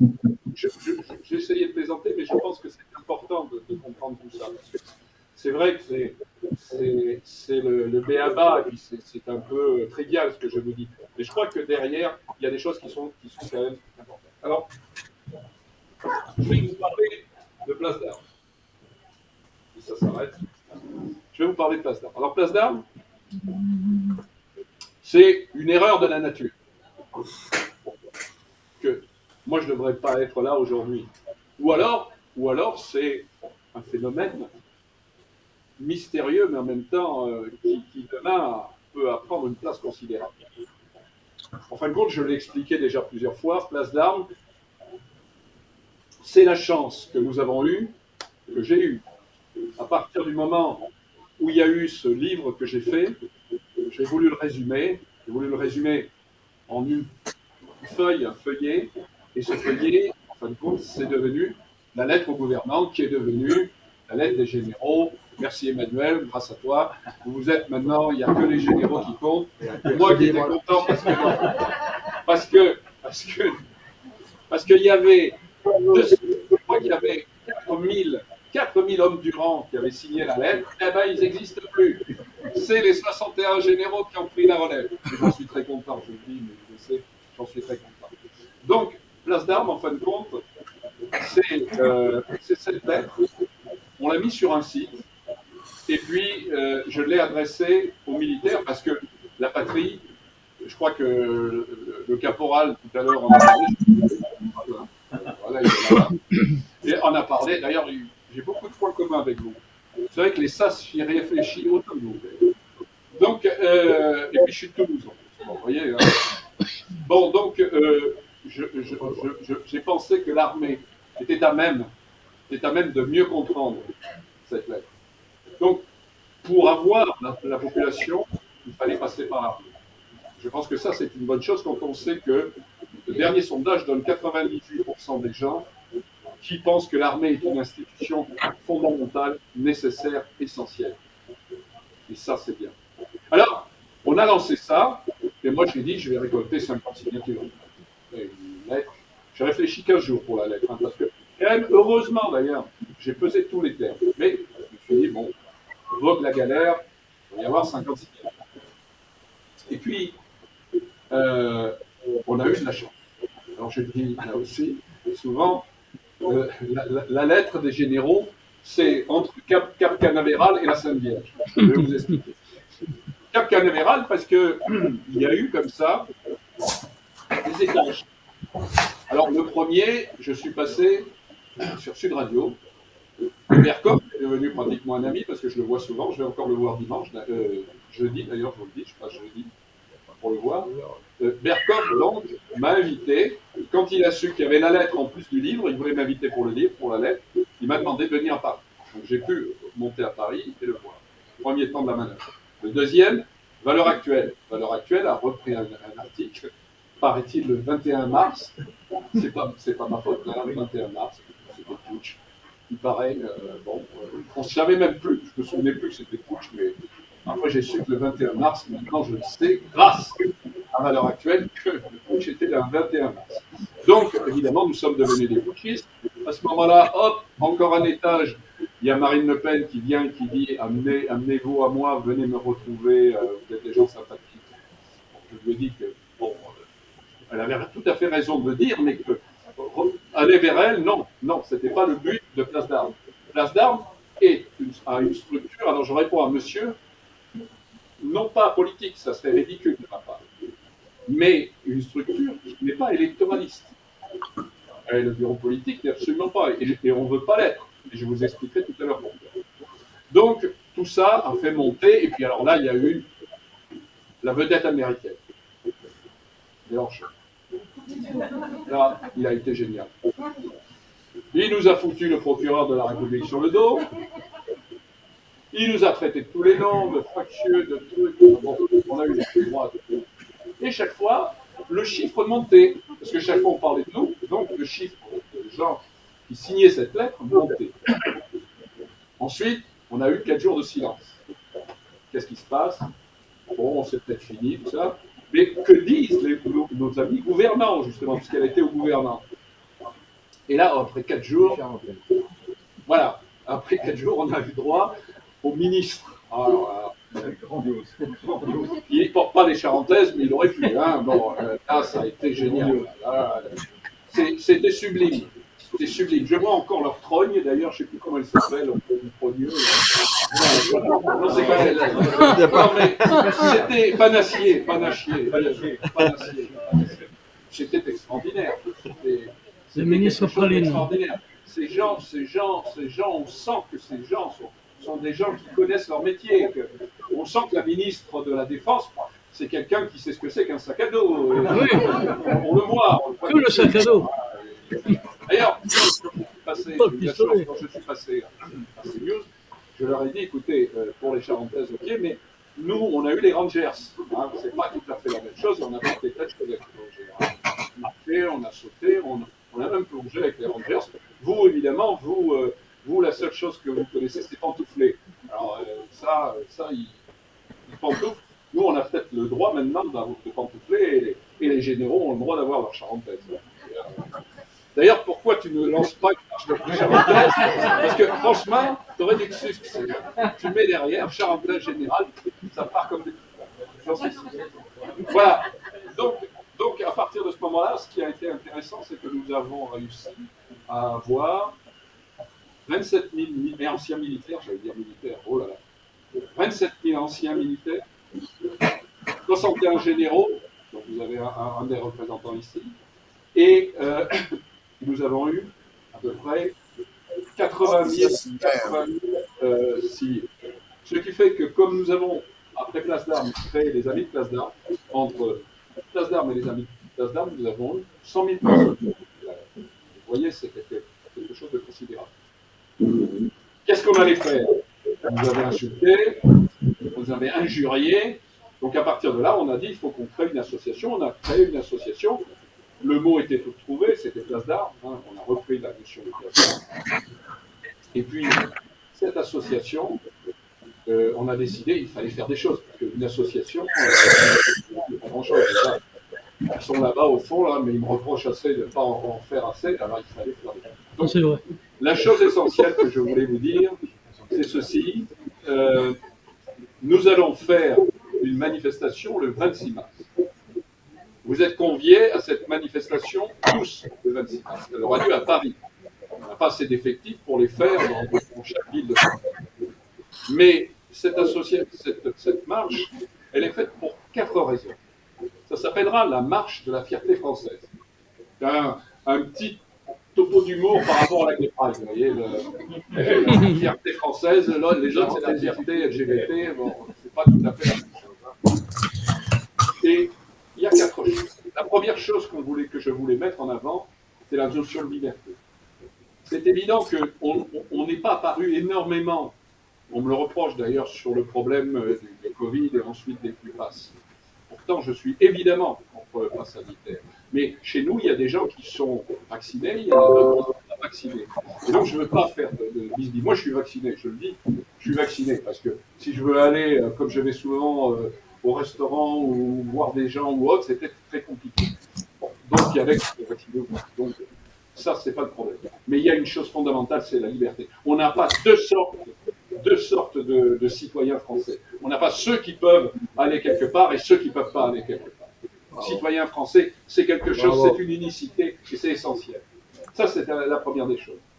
La deuxième des choses, c'est qu'il fallait reprendre la notion de délitement. Est-ce que c'est le délitement un an après, parce que ça fait pratiquement un an, la lettre est sortie le 14 avril, si je me souviens bien. Vous voyez, on n'est pas très loin. Il y a ce délitement, depuis, il a régressé. Pas du tout. Pas du tout, il est aussi fort. Et ce délitement, il a 3 fonctions. D'abord, c'est le problème évidemment de la sécurité qui est toujours présent et qui est encore plus présent qu'avant. Le deuxième problème qui va avec l'immigration, évidemment. Le deuxième problème, c'est l'islamisme qui petit à petit nous grignote. Parce que eux, un peu comme Poutine, eux, ils ont du courage. Eux, ils y vont. Eux, ils vont devant. Et le dernier point, alors peut-être le plus grave, c'est la cancel culture et le wokisme. Ces gens veulent déconstruire notre pays. Ils veulent que notre pays n'existe plus. Ils veulent que ce pays ne soit plus que décombre. Eh bien, si eux, ils veulent le déconstruire, nous avons décidé de le reconstruire. Alors pour ça, par exemple, eh bien, les faits d'armes, les héros que nous avons pu avoir dans toute notre histoire sont considérables. Il faut redonner cette vie. Et là, l'école est importante en effet, il faut redonner cette vie. Il faut qu'on puisse aller dans les écoles leur expliquer ça. Parce que moi, je crois, alors je peux me tromper, mais je crois encore que si les gens n'ont plus d'idéal, c'est parce qu'on leur fournit l'idéal. Et que cet idéal, on peut le retrouver. Mais pour ça, il faut, je reviens à mon exemple de corps, il faut des tripes, il faut des couilles, il faut un mec qui, à un moment donné, a envie de leur montrer. Si vous montrez vous-même que vous y croyez, alors les autres vont y croire. Mais si vous ne montrez pas que vous y croyez, alors les autres n'auront pas ça.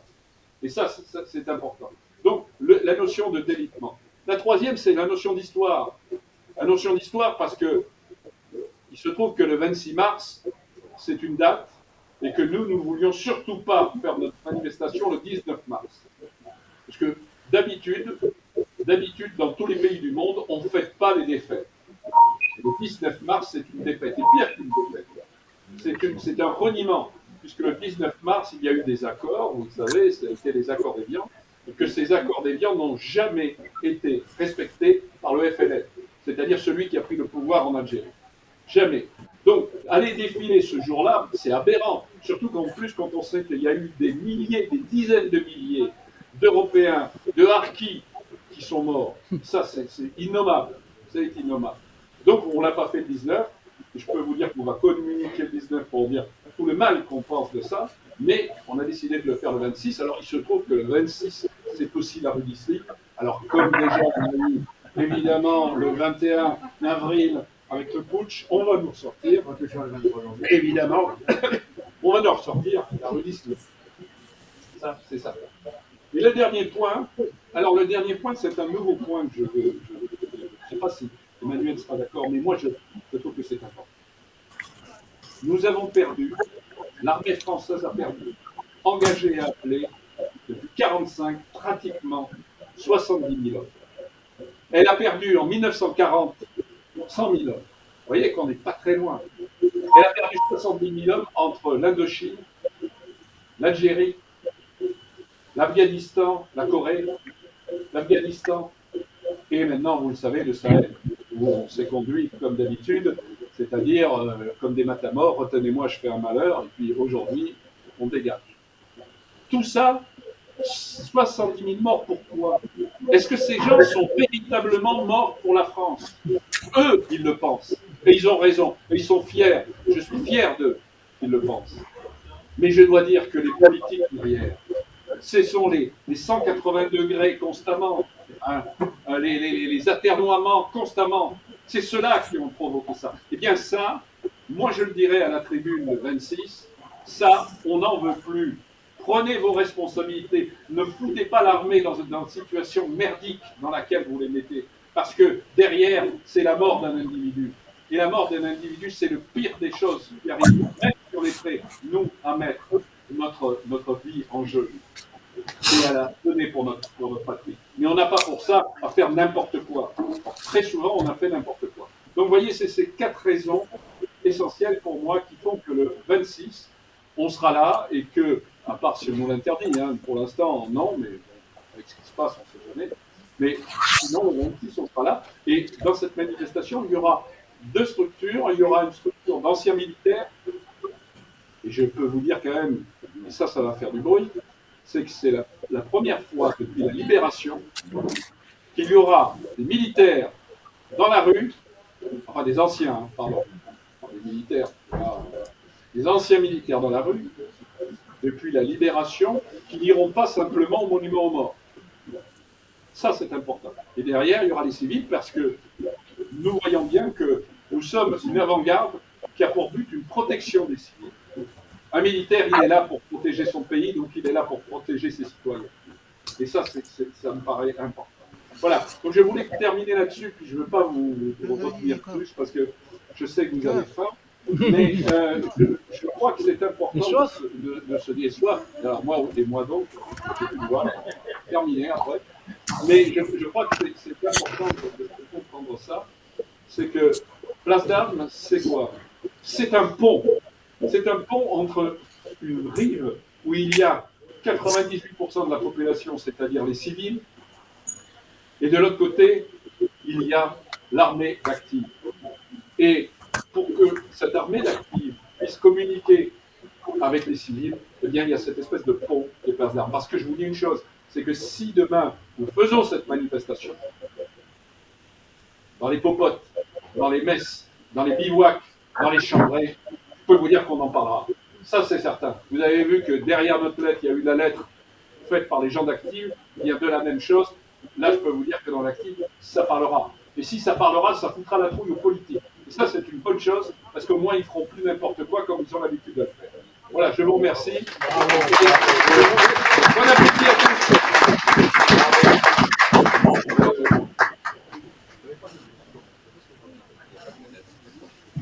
Il n'y avait pas de lunettes. Pas du tout. Il n'y en avait pas besoin. Je cède tout de suite la parole à M. André Tillemont.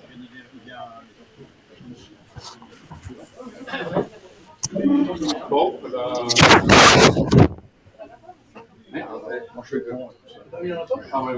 Voilà. Bonsoir à tous, mesdames, messieurs. Parle dans le micro. Je suis André Tillemont. Vous allez en retraite. Et si vous voulez en savoir plus, vous allez sur Google. Comme ça me fera gagner quelques minutes. Si vous voulez savoir mon parcours, de toute façon, vous voyez ici, il y a des amis qui m'ont fréquenté, y compris politiquement. Non, je souhaite vous dire quelques mots sur ce que l'on entreprend à Force Vive Gare Hérault et qui est en relation avec ce qui a été dit récemment, ce qui a été dit. Il s'agit de votre intervention, M. Yannou, ou qu'il s'agit de l'intervention sur le service national. Mais auparavant, auparavant, une réflexion préalable. Le défi de restauration nationale, dont tout le monde parle ici, avec ça dans la bouche, qui est devant nous est immense. Immense. Il faut en tirer les conséquences. Il faut en tirer les conséquences. Il faut, nous, citoyens, nous donner les moyens de penser la complexité de l'action et ne pas, sans attendre que des solutions partielles, parcellaires, vous tombent sur la tête ou venant d'experts autoproclamés. Il faut que les citoyens s'approprient la politique. Il ne suffit pas de faire des yaka faucons. Il faut penser. Il faut penser la politique. Né citoyen d'un État libre, écrit Jean-Jacques Rousseau dans le contrat social. Le droit d'y voter suffit pour m'imposer le droit de m'en instruire. Vous ne devez pas vous suffire de proclamations. Vous devez approfondir les choses. Vous devez vous en instruire. Et ce peut être aujourd'hui le rôle de Force Vive. Pensez à ce que furent hier les cellules actives du Rassemblement du peuple français au lendemain de la Seconde Guerre mondiale, les cellules actives du Parti communiste, les cellules actives du Parti trotskiste. Discutez avec un trotskiste, vous verrez. La profondeur de la pensée. Eh bien, ce peut être aujourd'hui, selon mon point de vue, le rôle de Force Vive. Et pourquoi, à Force Vive Gare, nous avons décidé d'agir et de travailler dans ce sens et d'initier ce travail par deux domaines stratégiques qui touchent à ce qui vient d'être évoqué, deux domaines stratégiques, l'éducation et l'immigration. deux domaines qui sont déterminants pour un problème majeur de notre devenir national, celui de la cohésion nationale. Celui de la nation, celui de la cohésion nationale. La Déclaration des droits de l'homme et du citoyen, en son article 3, énonce le principe que toute souveraineté réside essentiellement dans la nation. Nul corps, nul individu ne peut exercer l'autorité qui n'en émane expressément. Au fondement même de la souveraineté de l'État, au fondement même de la souveraineté de l'État, je trouve l'existence d'une communauté nationale, d'une nation, composée certes d'éléments hétérogènes, mais dotée d'une capacité intégrative. Je reviens sur cette expression capacité intégrative pour rassembler notre vivre ensemble, pour rassembler ce corps d'individus. Capacité intégrative. En régime démocratique, il ne peut donc y avoir de souveraineté si cette capacité intégrative de la nation fait problème.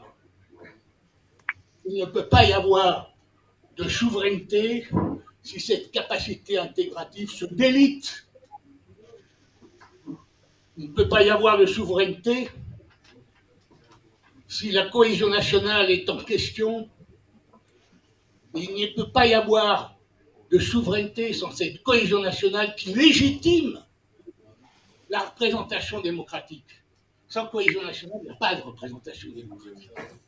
Souveraineté et cohésion nationale sont deux principes indissociables. Or, depuis 3 décennies, vous le savez, vous en parlez sans arrêt, notre pays se fracture, se délite, tout ce que vous voulez, se libanise, se balkanise. Il s'agit bien entendu du problème que posent les banlieues, que pose le flux d'immigrés que la Maison France ne parvient plus à accueillir, à intégrer. Mais pas seulement. Nom de Dieu, pas seulement. On est focalisé là-dessus. Mais pas seulement. Il s'agit pour autant, il s'agit tout autant des idéologies qui, émergeant dans les années 70, libertaires, individualistes, pacifistes, mondialistes, ont induit des pertes de repères parmi les nouvelles générations de Français, y compris vos fils, vos enfants, parmi les générations qui ont maintenant 40 ans, c'est-à-dire depuis les années 70, et tout particulièrement la perte du sens collectif, la perte du sens de l'intérêt national, la perte du sens de l'intérêt général. Chacun tire à tu et à dia, chacun parle pour lui, chacun voit midi à sa porte. Et les gilets jaunes n'ont de commun que les ronds-points, on l'a bien constaté. Cette restauration doit passer, cette restauration nationale, qui est une condition stratégique de l'exercice de la souveraineté nationale, cette restauration doit passer par une politique intégrale. Alors, rappelez-vous ce qu'a dit Emmanuel sur les 6 ministères qui se focalisent sur la banlieue. Une politique intégrale, c'est une politique qui articule dans une cohérence, dans un projet global, un certain nombre de domaines et un certain nombre de ministères. Cette restauration doit passer par une politique intégrale qui s'attaque aux différentes fractures, aux idéologies, aux différentes fractures qui menacent la cohésion nationale, qui menacent de défaire notre nation, de la déliter. Je ne peux pas dire qu'elle se délite. Comment on fait pour la reliter? Fracture territoriale, sociale, économique, éducative, culturelle, à l'exception d'un parti. À l'exception d'un parti, je n'ai vu nulle part, afficher une volonté d'engager un tel projet politique, une telle politique intégrale de restauration de la cohésion nationale. Restauration qui constitue pourtant une condition sine qua non du devenir national. Une telle politique intégrale nécessiterait une hiérarchie des priorités. Les assemblées, la force de vie de héros, que les capacités intégrales de notre nation étaient prioritairement liées à 2 types de questions. La question de l'éducation et de la transmission de la citoyenneté. Là, on revient à je suis en train d'écouter une vidéo. Mais pas seulement. L'éducation au sens global, la famille, le milieu. Et le deuxième chantier, c'est celle du contrôle du flux migratoire, de l'intégration des nouvelles générations issues d'immigration. Autrement dit, une tentative pour généraliser et étendre à d'autres populations que celles des banlieues la solution les propositions d'Emmanuel.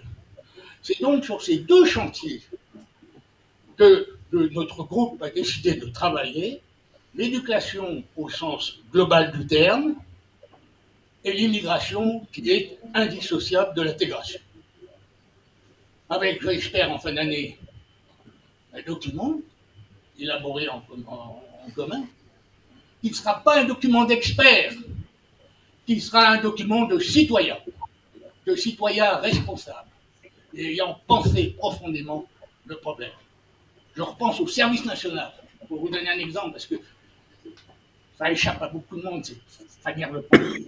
Tout le monde est en train de se dire « Ah oui, il faut revenir au service national, il faut revenir au service militaire. » Il n'y a pas Foucault.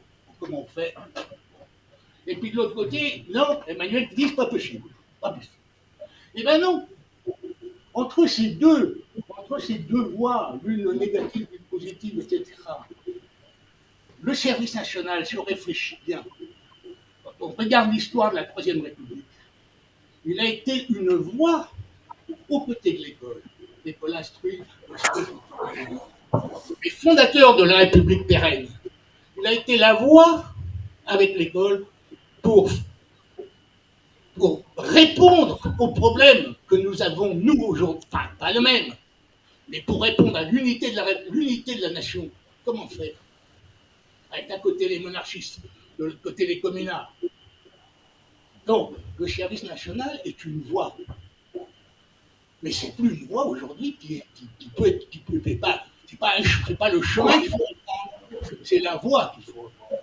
Mais il faut penser cette voie, comment on fait, et notamment en sortant du centralisme français, du centralisme qui a été tu l'as dit, qui a été la mort du service national, c'est son centralisme. Il soit géré peut-être par le milieu local, etc. Mais cela, il faut le retravailler entre nous, entre citoyens, et sans invective en disant non, c'est pas possible, oui, c'est possible, il faut créer. Mais la création, c'est quoi la création? On rebondit sans arrêt chaud. Donc, je m'arrête là. Eh bien, écoutez, si vous voulez nous rejoindre, ça sera avec plaisir. Faites-vous connaître. Très bien. Très bien, mon colonel. Merci à vous. Donc, rejoignez Force Vive en d'autres termes, ça sera très bien. Je donne la parole maintenant à notre ami Daniel Fabre. Et il va se présenter. Voilà, ça sera très bien. Mesdames, messieurs, chers amis, messieurs, mesdames, en vos grades et qualités, bonsoir. Je vais me présenter et remercier certains personnages qui sont là en visioconférence avec moi et je vais expliquer pourquoi je suis là, pourquoi nous sommes là, pourquoi nous sommes tous là, avec différentes chapelles, différents engagements, différentes volontés, mais tous unis, c'est vrai, derrière des points forts, une chose importante de notre pays. Et on m'a demandé, le général de Richelieu m'a demandé de parler un petit peu du souverainisme, donc ça va être le lien avec lequel je vais parler tout à l'heure. Mais tout d'abord, permettez-moi de me présenter, je m'appelle donc Daniel Fabre, je suis le secrétaire départemental de Debout la France, le parti de Nicolas Dupont-Aignan, pour le département du Gard, mais pas que. Il y a quelques mois en arrière, Nicolas Dupont-Aignan m'avait demandé d'être tête de liste pour l'Occitanie. Cette expérience a été lancée, puis elle a un petit peu avorté pour des raisons internes, nous ne sommes pas un gros parti, et il valait mieux arrêter l'expérience là. Mais néanmoins, cette expérience m'a permis de rencontrer en Occitanie des personnes importantes et intéressantes, et c'est avec leur impulsion et sous leur impulsion et leur encouragement qu'on a décidé de monter un petit parti, un mouvement, un courant, qui s'appelle Ligne Droite Occitanie. Ligne Droite Occitanie, dans chaque département, dans beaucoup de départements, a des représentants, ils sont là en visioconférence, je vais essayer de ne pas passer devant, monsieur Lebouc pour le Tarn, qui est depuis tout à l'heure en visioconférence, monsieur Bouygues pour les Pyrénées-Orientales, et je vais vous expliquer tout ce qu'on fait. Il y a également des représentants dans le Lot, en la personne de Anthony Martin, Aurore Valdura qui est ici avec nous pour l'Hérault, moi-même pour le Gard. Et qu'est-ce que nous avons décidé de faire? Nous avons décidé de faire ce que nous faisons tous, c'est-à-dire de rassembler autour de nous, de tendre la main aux souverainistes, aux gens qui aiment notre patrie, aux gens qui aiment notre nation, aux personnes qui ont envie de s'engager, et c'est extraordinaire, parce que ici, depuis tout à l'heure, j'entends tous les intervenants Il n'y en a pas un qui a parlé en son nom en disant je suis candidat demain. Non, non, on a tous parlé et on va tous continuer à le faire, je pense, que de notre pays, de l'importance de l'état dans lequel il se trouve et ce que nous voulons faire pour qu'il en sorte. Ce qui est important, et c'est ce que font mes collaborateurs dans chaque département, ils tendent la main aux autres souverainistes de manière à ce que nous puissions être une force. Quelle force? Nous sommes à la veille d'élections importantes pour notre État et pour le législatif, pour les chambres des députés. Donc, ces élections sont importantes. Et c'est pour cela qu'ils sont là, parce qu'ils sont dans chaque département, ils tendent la main. C'est-à-dire que si, ce que nous faisons ici, aujourd'hui, dans le Gard, il faut arriver à le faire dans chaque département, pour donner de l'écho à notre action. Pour que dans chaque chapelle, ce que nous faisons, et les pièces que nous mettons, le dynamisme que nous nous tous, eh bien, il faut que ce soit pareil dans chaque département, dans chaque État. Donc, les personnes qui sont avec moi sont prêtes à tendre la main, à rentrer en contact avec les personnes qui vous accompagnent sur le terrain dans d'autres départements, pour faire des groupes de travail, pour pouvoir présenter des candidats aux législatives. Il n'y a pas de président de la République. Donc, c'est demain, pour que nous ayons en tête de marcher un bon candidat, quel que soit son parti, à partir du moment où c'est le meilleur de sa circonscription, il ne faut plus que ce soit des gens parrainés, parachutés, et qui soient simplement les objets d'une baronnie locale d'un grand parti. Nous voulons des vrais candidats qui ont des choses à dire, des choses à faire, un pays à défendre et des valeurs à défendre. N'oubliez pas ce qui est en train de se passer aujourd'hui, c'est que nous parachutons dans notre pays des candidats qui vont être élus. Ce sont des députés qui sont aux ordres des partis. Ils sont bien loin de ce qu'étaient les députés à l'époque, qui étaient là pour monter les carnets de doléances et les cahiers de doléances à l'État. C'est-à-dire que ce sont des députés qui représentent les gouvernants, et ce ne sont plus les députés qui représentent le peuple. C'est pour cela qu'il est temps de faire ce que nous faisons, de s'engager avec courage dans ce travail de fédération des souverainistes. Alors, je voulais juste me présenter, c'est fait. Ligne droite, j'en suis le fondateur pour Ligne droite Occitanie, et j'ai travaillé avec un personnage intéressant et important qui s'appelle Nicolas Bonleu, qui a monté Ligne droite 31 à Toulouse. C'est quelqu'un de chez les LR, mais avec lui, nous avons décidé de tendre la main partout. Alors, vous voyez, moi, je suis le représentant de Nicolas Dupont-Aignan, toujours en place. J'espère que nous allons défendre avec Nicolas Dupont-Aignan le meilleur candidat pour qu'il l'emportera, parce que nous sommes, je suis honnête, pas les mieux placés. C'est bien dommage, il y a un très bon programme de mon point de vue, mais c'est comme ça. En tous les cas, en ce qui me concerne, moi, je peux en prendre témoin. Moi, je défendrai le meilleur candidat capable de mettre la meilleure candidate, qu'importe. Je ne vais pas expliquer mon choix ce soir, mais je défendrai le meilleur candidat pour qu'on sorte Emmanuel Macron de notre pays. Il est en train de détruire la France que nous avons connue et qui en fait ce que nous sommes aujourd'hui, avec les engagements et vos valeurs. Donc, je m'engagerai à titre personnel derrière le meilleur candidat. Et pour les élections législatives, je défendrai les meilleurs candidats, les plus compétents sur leur circonscription, en tous les cas, en ce qui concerne l'Occitanie. C'est-à-dire qu'un candidat valable, qui, parce qu'il a un engagement à travers le milieu social ou professionnel, qu'importe, eh bien, même s'il n'est pas de ma famille politique, eh bien, j'irai le soutenir avec force et volonté pour qu'il soit élu et que ce soit un bon représentant du peuple. Voilà l'engagement de Ligne droite sur l'Occitanie, et j'en suis le fondateur, je voulais donc me présenter.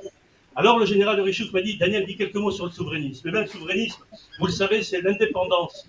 Le souverainisme, c'est ceux qui défendent l'indépendance d'un pays, face aux instances supranationales.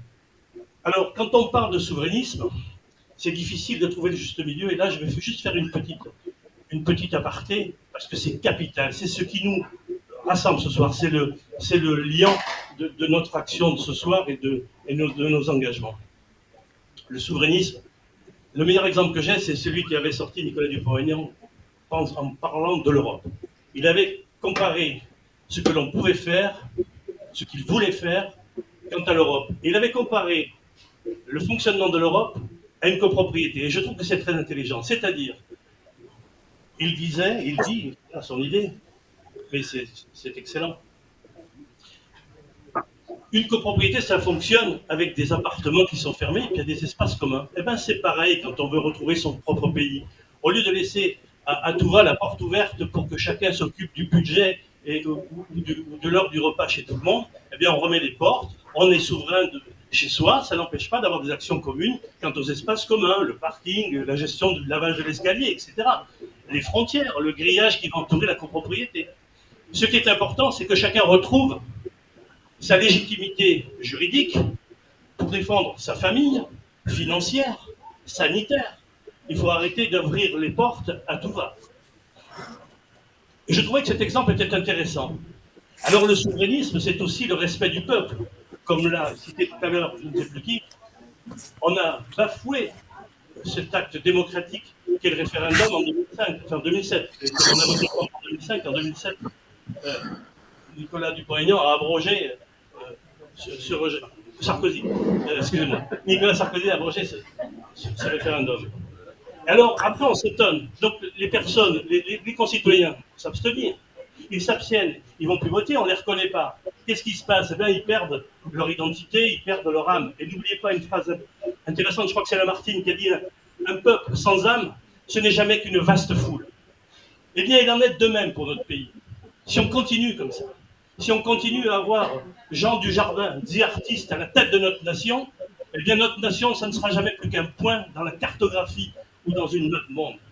Eh bien non, on est tous issus aujourd'hui d'une éducation qui a fait qu'avec courage et force, on a envie de sortir notre pays du mur dans lequel a lancé ces dernières années nos dirigeants, la France, dans un mur. On n'a plus d'histoire, on se rapproche, il n'y a plus rien. Dans les banlieues, le général, je sais que le général de Richoux fait un travail énorme avec un dévouement total qu'il faut saluer. Voilà où nous en sommes.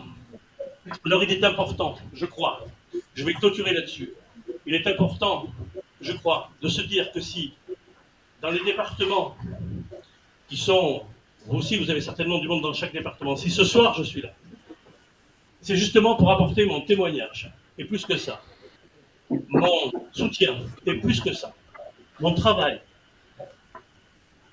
à nous tous, que l'on puisse ensemble se retrouver, fédérer, donner de la force à notre action, à votre action, à notre action tous ensemble, pour qu'elle ait l'écho le plus important possible, pour mettre Emmanuel Macron dehors et mettre un homme d'État ou une femme d'État, quelqu'un qui pense d'abord à son peuple.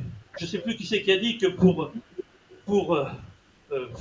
faire de la politique, il fallait comprendre les gens, et pour comprendre les gens, il fallait les aimer. Je crois qu'il est très important que nous ayons une personne d'État qui sauve notre État dans le mur dans lequel il est lancé. Il faut que nous retrouvions, il faut que nous redonnions à notre France son histoire, son identité, sa force, pour que notre France elle retrouve son rayonnement. On y est tous attachés, on veut tous travailler. Alors merci mon général, merci à toi Jean-Pierre. Il y a quelques mois qu'on travaille ensemble, j'ai demandé à monsieur Yengo Thierry de nous rejoindre et puis aujourd'hui il est avec nous. C'est le représentant d'Henri Guénaud ici dans le département et sur le secteur Henri Guénaud, donc l'ancien conseiller direct de Nicolas Sarkozy. Normalement, il devrait y avoir M. Magneron avec nous. Il n'a pas dû pouvoir se connecter, qui m'avait également rejoint. Et je l'avais présenté à Jean-Pierre, qui a décidé d'unir tout ça. Alors, M. Magneron, eh bien, c'est le représentant de Charles Millon, ancien ministre. Et vous voyez, autour, là, on a essayé de rassembler des partis politiques pour que ces petites chapelles, on travaille tous ensemble et qu'on donne force et vigueur à ce que nous faisons, à ce que vous faites. Alors, moi, je vous remercie.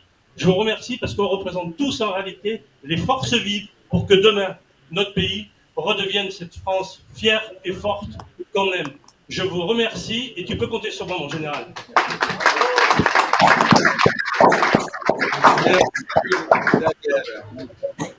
Je laisse la parole à notre général. Oui. Oui. Qui veut prendre la parole? Monsieur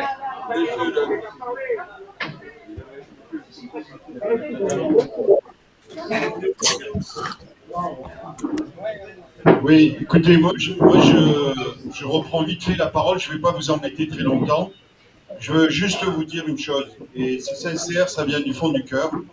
En tant que représentant de l'Alliance du Peuple, moi je vous assure que si toutes les personnes qui sont là ce soir, dès demain matin, on se mettait autour d'une table pour travailler, parce que tout ce que j'ai entendu ce soir me satisfait, sauf, je le dis, je suis transparent avec vous, j'ai dit tout à l'heure que nous ne travaillons pas avec les politiques, parce que pour nous, les politiques nous ont rien amené jusqu'à maintenant.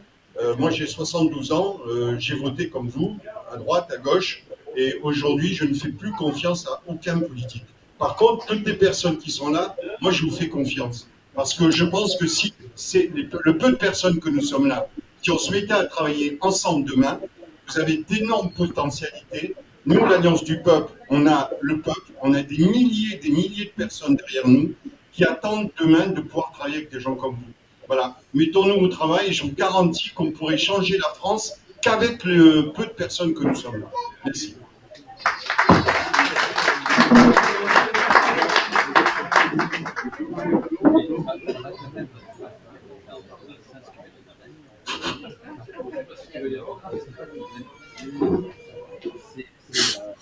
Bien. Y a-t-il encore peut-être des questions rentrées ou des mises au point, des réflexions? Si on peut s'exprimer, Vous avez tous dit ce que vous vouliez dire. Vas-y. Bien. Est-ce que vous m'entendez? Alors, avant de faire la soirée, je voulais tout d'abord tous vous remercier d'être venus, d'avoir participé, d'avoir écouté. Je pense que nous avons là une coalition qui se met en marche. Qui se met en marche. Dans le sens du terme. Non, moi je fais des erreurs, mais alors. Alors, avant de passer, se lever et de passer à l'apéritif, je rappelle qu'ici, sur ma droite, sur la table, vous avez un certain nombre d'ouvrages que vous pouvez acheter. Un ouvrage du capitaine Bernadac, un ouvrage de Force Vivre et un ouvrage de votre serviteur, ici présent. Je ferai un petit aparté, sachant que j'ai eu l'honneur de commander une brigade. Une brigade, c'est 5000 hommes et femmes. Une brigade blindée, mécanisée, et qui avait sur son épaule l'arme, les 3 croissants de la 3e division d'infanterie algérienne, dans laquelle a servi mon beau-père, feu mon beau-père, qui a été composé en Afrique du Nord, libéré la Corse, passé en Italie, puis ensuite, ça vous dit quelque chose, le débarquement de Provence et jusqu'en Allemagne. Et le général de Montsabert, qui a libéré Marseille, qui commandait sa division, composée pour l'essentiel d'Africains, on appelle ça tous les tabors, les légionnaires, etc., etc. Vous imaginez bien toute l'armée d'Afrique, en fait, tout simplement. Il avait un cri de ralliement. Un cri de ralliement. Et ce cri de ralliement, je l'exposais souvent à mes jeunes de banlieue. Le général, avant de monter à l'assaut, avant d'engager ses troupes, il criait un seul but. Et l'ensemble de la troupe répondait la victoire. Alors c'est ce cri que je vais vous demander de répéter ce soir. Un seul but. La victoire. Merci, bon appétit. Donc, parmi vous, il y en a qui veulent. Si. Henri Jean, bonsoir. Salut Eric. Porte bien, et puis on se voit samedi, non? C'est vrai, normalement samedi, oui. Ok, je t'embrasse. Salut. Que t'as une bourre. Salut, exactement. À bientôt, Dominique. Ciao, l'ami. Ça y est, on y est. Bon. Alors, Daniel. C'est très bien. Ciao, Henri. Salut, Daniel. Ah bon, d'accord. Eric vient de partir. Ceux qui veulent des livres, c'est à l'entrée. Et s'ils veulent les dédicacer, le général Emmanuel de Richauft, comme monsieur Jean-Pierre Fabre Bernadac, ou comme monsieur Pierre-Louis Santos, dédicaceront leur ouvrage.